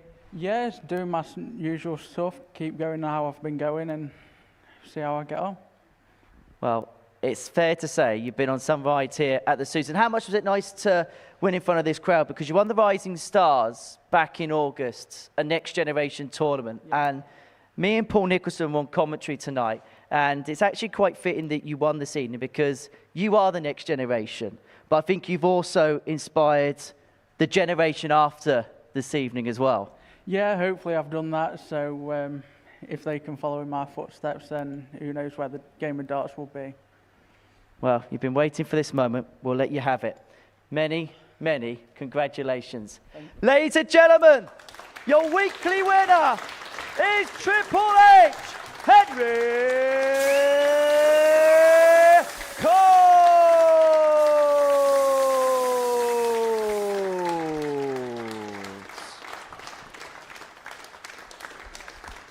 He gets his moment, Henry Coates, the winner of week 3 of Series 14. As we have discussed, a rising star here at the Super Series. Well, that star has well and truly risen, Paul. Yes, very much so. The maturity that he's shown this week has been very pleasing to watch. The way he's starting to talk about his game, apparently Champions Week is a free hit. I don't fully subscribe to that. We're going to put some pressure on him. I'm sure he's going to be okay with that. But the gradual progression, this is something that's been spoken about quite a lot with a lot of young stars. But with young Henry now, because he is very young, making a semi-final, making a Saturday, that's the first logical step for a young player when they come here. And then he makes a final, he gets close, but he comes up against someone who's having their moment in Steve Green. Then he comes back and he goes one step further. So now that he gets into a Champions Week for the first time, you wonder, what's the next step? Is it winning the whole thing? Or is it making a first Champions Night? Only time will tell. Rarely do we see such a comfortable victory. And I'm not just talking about one match or one night. I'm talking about the whole week here. And for a player at 19 years of age to do it with that level of comfort is very impressive. Not very often do we see people have the ideal week. What I mean by that is you win Group A and you win it comfortably because you won it by 4 points. That, in our eyes, is comfortable. You come into Group 1, you play in the first game, and that comes with pressure. But he played and won 4-0 in his first game. And he serenely made it through to the semi-finals when 6 legs had been played in his group. So he was through before he even threw a dart in his second match. And then in his semi-final and in the final, he loses a couple of legs. That's about as comfortable as I've seen since the littler days. Maybe even more comfortable than that. In terms of the final itself, were there any moments in there where it could have got a bit sticky? Yeah, McKee did have a couple of darts at double. And when he had those 3 darts and missed, you understood that you can't do that. He's 2-1, and you think, you're going to have to scrap here, Richard. You're going to have to give everything you've got. And he did, to his credit. But I think he understood that one critical visit mistake caused him to have that chasm between himself and his opponent, and he just can't do that against someone who's as comfortable and as energetic as he is. And you mentioned the ideal week, fitting that he hit a big checkout in the final as well. Yeah, of course. He is someone who can do whatever he wants. So the reaction to this 136, I think, was really interesting in the crowd, because the kids, hands above their head as if to say, I want to be able to do that. And that's the kind of inspiration I want to see from these players in front of those kids. So I tip my hat to him. He maybe doesn't understand the impact he's just had on those kids' lives, because they've seen some spectacular stuff from a kid that's not as old as we are. He's about, less than half our age. So they'll say, when I go to school on Monday, I'm going to talk about this kid called Henry Coates, and I want to be just like him. Thanks, Paul. The truth hurts, doesn't it? Look, the winning moment and the chance to lift the trophy as well is something that will have an impact on everybody watching. But what impact will it have on Henry to have done it, as he was asked by our Henry, in a regular week? Not just best in class in his own age group, he was the best of all of the dart players here this week. He looked more ready than anybody else. It's nothing to do with the serene nature of the week. Coming through the first 3 days, having 2 days off where he can fully recharge his batteries. Because even at his age, he's got a very tight schedule. He's going to be a very busy boy over the next few years. So if you get 2 days off, use them well. But he didn't look scared to be good. And in previous generations, talented players have been frightened to succeed. That's the difference between that generation and this one. They're not scared to be good, and he's better than good. Okay, we'll look ahead. I'm not going to ask you if he's going to be the next Luke Littler or anything like that, but what I am going to say, we've spoken about these small steps that we've seen him take in a short space of time. What's the next one? Champions Night. And I think the time we've got between now and Champions Week, he would like to take the confidence that he's got here and use it in another field, whether it's development tour, challenge tour, go out there and in a humble-natured kind of way, because we know what he's like. He's not someone with a great deal of peacockery. He's not going to wear bright outfits and go on social media and say that he's the greatest thing in the world. Get used to it. It's as simple as that, because everybody knows his name. Everybody at every level of this sport knows who Henry Coates is. We've known about him because of Jamie Caven's academy. So I hate to say this, Jamie, and Debbie Caven as well, he's all your fault. Yeah, and it is nice, actually, isn't it? A product of an academy is one in front of an academy. Those kids there getting things signed. One of them was getting a body part signed, it looks like. I don't think they'd be quite old enough to go for the tattoo version of that, but they might not wash that arm for a few weeks. Let's just focus on what's ahead for us. Week 4 gets underway on Monday. And look, we saw it earlier on tonight. There's a fantastic lineup coming this way. Jelle Klaassen is one of them, someone that's been away for a while, completely different kind of character. Archie Self, though, somebody who just leaps out from that page based on what we've seen tonight. Yeah, Archie won on the ADC Tour just a shade over a week ago. He did have a very good night at the JPL in Bristol last night. He was talking about how that would have been a really good warm-up for playing next week, but I'm sure he'd like to forget what happened last night in Bristol. But there's a narrative with everyone. Willie Boland's won a week here, quite a few, a couple of years ago. But Richie Howson's back. He would love to get that medal around his neck because he's had so many close calls, including the last series. But I'm hearing so many people talking about Danny Truman. They're saying he's box office, and if he's in the same group as Willie Boland, that is not the kind of group you want to miss. But Jelle Klaassen comes back, and I really want to dig deep with him to see where his game is at. I don't want to throw anything out there right now that's too speculative. I've known Jelle a very, very long time, but from an anatomical perspective, he's not as comfortable as he once was, and I just wonder what the big story is going to be over the course of the next couple of years, and it starts here. Yeah, that is underway from Monday. In terms of so far this series, we've got wins for Michael Huntley, Neil Duff, and now Henry Coates. As Henry said in comms, the young kid joins the senior stars. Yes, and in the last series we had underdogs at the start, but then the season campaigners would start to flex their muscles. So maybe the young kids could have the middle part to themselves. I wouldn't be surprised to see Archie Self winner of week 4 because he's been in sparkling form. And one thing we know about Archie is he gets better as the week goes on. Yeah, should be great to look forward to. He might get another rising star winning at the end of the evening. Henry downstairs now having photos with the family as well. Great moment for him. Great for him to enjoy. We've enjoyed it as well, Paul. Me and you are going to get our coats in a second, but there's plenty coming up here on the Modus Super Series channel here on Pluto TV. Straight away when we go off air tonight, you can see the premiere of the David Munywa Tungsten Talk. It is well worth a watch. Why not? Sunday afternoon, you're going to see Andy Davidson with an in-depth interview, a very candid piece with Henry Deacon there in his own words, and Jelle Klaassen will be making his Super Series return on Monday morning, 9:30 UK time. And he'll be hoping to make it through to finals night next Saturday, same time, same place, 7:30 p.m. here on the Modus Super Series channel on Pluto TV. But that brings an end to week 3 here at the Live Lounge. Thanks for watching throughout the week, throughout the night, where in the end, the young kid, the rising star, well, he's not just a future, he's the present. To wrap this up 4-0 in the space of about 8 minutes. 2 in hand, a double 12. Only needs the one. But this has got to be textbook and it's got to be good. It is good, and it's He doesn't falter, and somehow he sneaks that one underneath in game 6. Now that is not a promising proposition. This is though.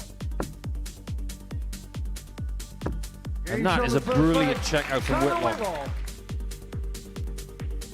Hold on to your hats if you've got one.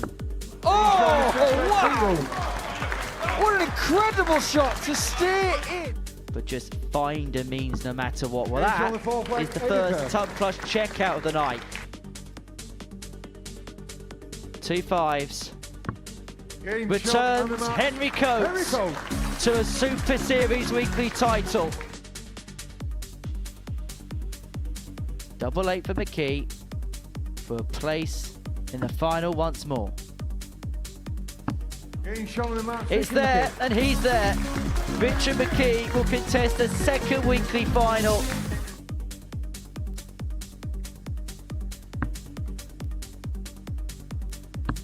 Henry courts himself in glory, and it is a first weekly medal for him. He's the youngest player to make it into Champions Week by an absolute mile in Series 14. Richard McKee. Ladies and gentlemen, your weekly winner is Triple H, Henry Coates.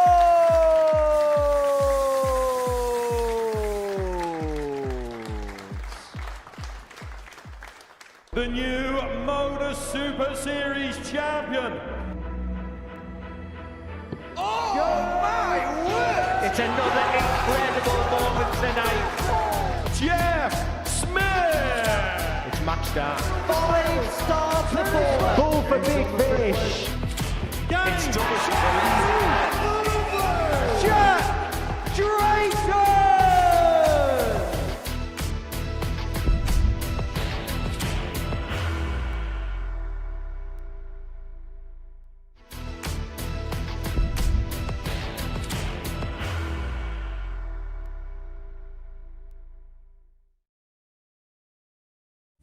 He will be disappointed with that. He wanted to have one dart. requires 20. Graham Usher wins the first game of Champions Night, and it was an absolute ripper. He hit one of them on tops. He missed one on double 12. Which one is it? It's the hit. Outside opportunity for Andy Hamilton. Van der Velde should be getting a match start again here. He's already had one. Mr. Dart at tops for the match to win 4-1. And he Dart at double 16 gets the job done there for Jurgen van der Velde. He gets over the line with a 4-2-6. Did he go for tops, or did he just overshoot the single? Jimmy doesn't care.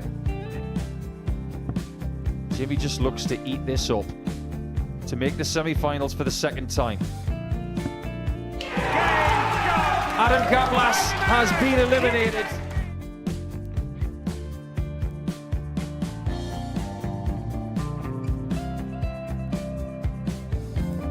Keep us guessing.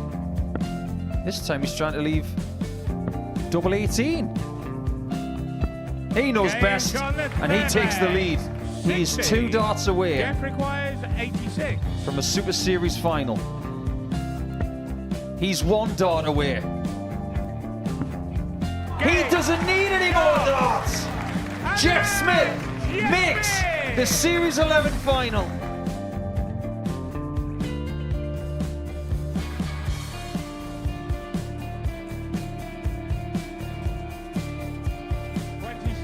Is Usher losing his cool a little bit here? Oh, absolutely. Right now, I'd say the head's gone. And you don't have long to recover. It is very, very short format darts. Vansky's halfway to victory. He only needs 1 more. Jimmy Vansky is yet again into a Modus Super Series final.